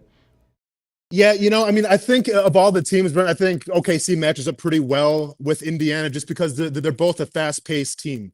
And I think what you saw a lot in that Knicks Pacers series is that it's almost like in a fight, right? Like where if someone's trying to come at you, it's your instinct to try to match that energy, right? And that's what the New York Knicks were trying to do, and it didn't work out just because they didn't have the guns to try to keep up with guys like Tyrese Halliburton, to try to keep up with guys like Pascal Siakam. So when they try to run and gun with the Pacers, it kind of backfired. And I think you saw, Jalen Brunson, you saw in his face, like towards the end, the Knicks just kind of ran out of gas. Yeah, they did. I think in hindsight, they're going to get an eighth guy that they can play. Right? Yeah. But there has to be a lesson in that they ran out of gas along the way. I do think this has a chance to be a really good series, although the ratings and everybody won't get excited about it. I kind of I think the basketball will be good because the basketball's been just okay, Austin. It started out great. We got the comebacks of this postseason, but man, some of these games, like every game is. I don't understand it. I still can't understand it. I know we've talked about it. I know I've repeated myself, but the double-digit stuff in the end, every game is like double digits, it feels like. Yeah, I've said it a bunch, I feel like, during these playoffs, but this seriously might be the wildest playoff run that I've watched, in my life, just because we think about where it started, right? And we've talked about it a little bit, but like, I can't say this enough. Like Tyrese Halliburton has cemented himself and made a name for himself in these playoffs. I think before he was just a guy that was used in sentences as being a mid-level point guard, a guy that didn't get really any kind of run, any kind of playing time on the Olympic team. And that one article comes out saying he's the most overrated player, and now look at him. It's unreal how a few series here or there can totally change your perception of a player. And listen, am I the biggest Tyrese Halliburton fan? Absolutely not. Right after his dad charged the court at Giannis, I still feel a certain type of way, but I don't have to like Tyrese Halliburton, but damn, do I have to respect him, man, because I think he's earned, whether it's his peers or the NBA fan base, despite how he dresses, despite how he can wear some water wings every once in a while in the locker room, which makes zero sense. The dude can hoop, man, and you can't deny that. No, you can't, and we'll see if they win. I got a feeling it. Who do you think? Seriously, Indiana or I'm still OKC? taking OKC. I think in terms of speed, in terms of being able to run, and I think just in terms of talent on the roster, I still give the advantage to OKC. Yeah, Indiana does scare you and everything, but I think it's OKC's to win. Well, you got a few days to think about it some more or put some money on it because they don't play until Thursday. Game one. They'll be well rested. The Knicks could have used that rest if they hadn't made it. All right, man. Have a good day. We'll see you back here tomorrow. See you guys later. All right. That is Austen Lane down in South Florida for Jason Hamby.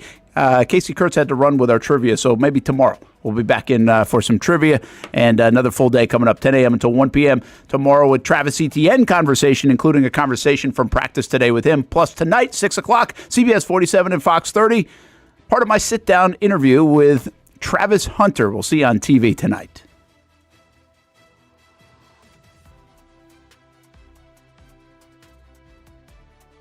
Are you about to graduate high school and haven't decided on what you want to do when you get done? Well, one option is to apply to become a student in the Electrical Training Alliance of Jacksonville. Their program offers structured classroom and online training, along with on-the-job training so that you can earn while you learn. Still not convinced? The folks at ETA Jax are a tuition-free 4-year apprenticeship program. There is no tuition and no student debt. Just pay for your books and your fees. That's it. Now, speaking of pay, students, they start off making $40,000 per year, including benefits, and they graduate, get this, making over $80,000 per year, including those sought-after benefits. Now, that sounds pretty good to me, and if that sounds good to you, it should check off a lot of boxes. So head on over to etajax.org and apply by May 15th. Again, the website right here, etajax.org. Don't wait, apply today.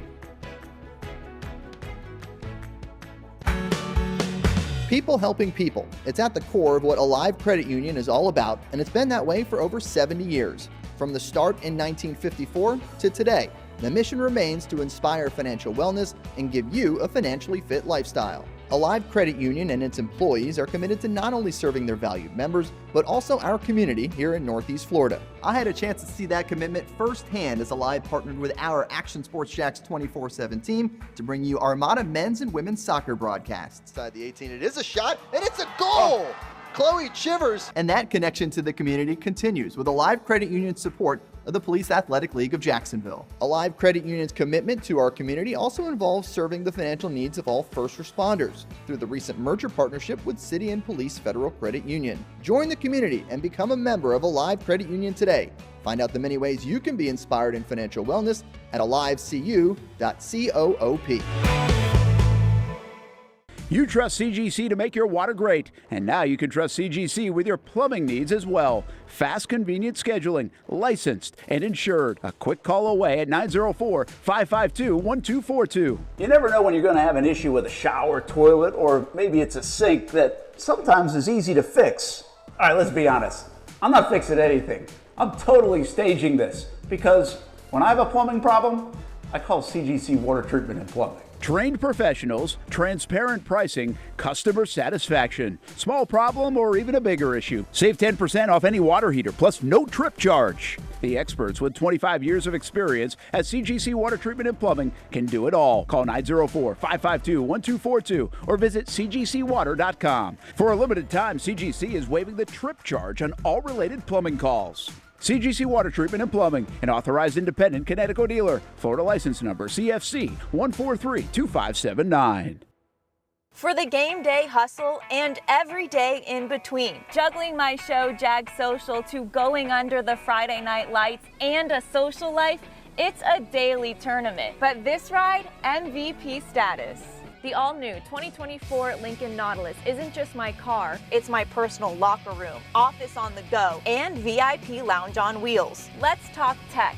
My profile remembers everything from customizing my dash display to setting the ambient lighting and my signature scent. And wireless charging, essential for live tweeting scores. Whether I'm packing for a beach day with friends or heading to the gym, there's space for every passion. After dominating all day, this becomes my recovery zone. The massage feature is like having a personal PT on call. Life's a non-stop game, but with this ride, I'm always on my A game. The 2024 Lincoln Nautilus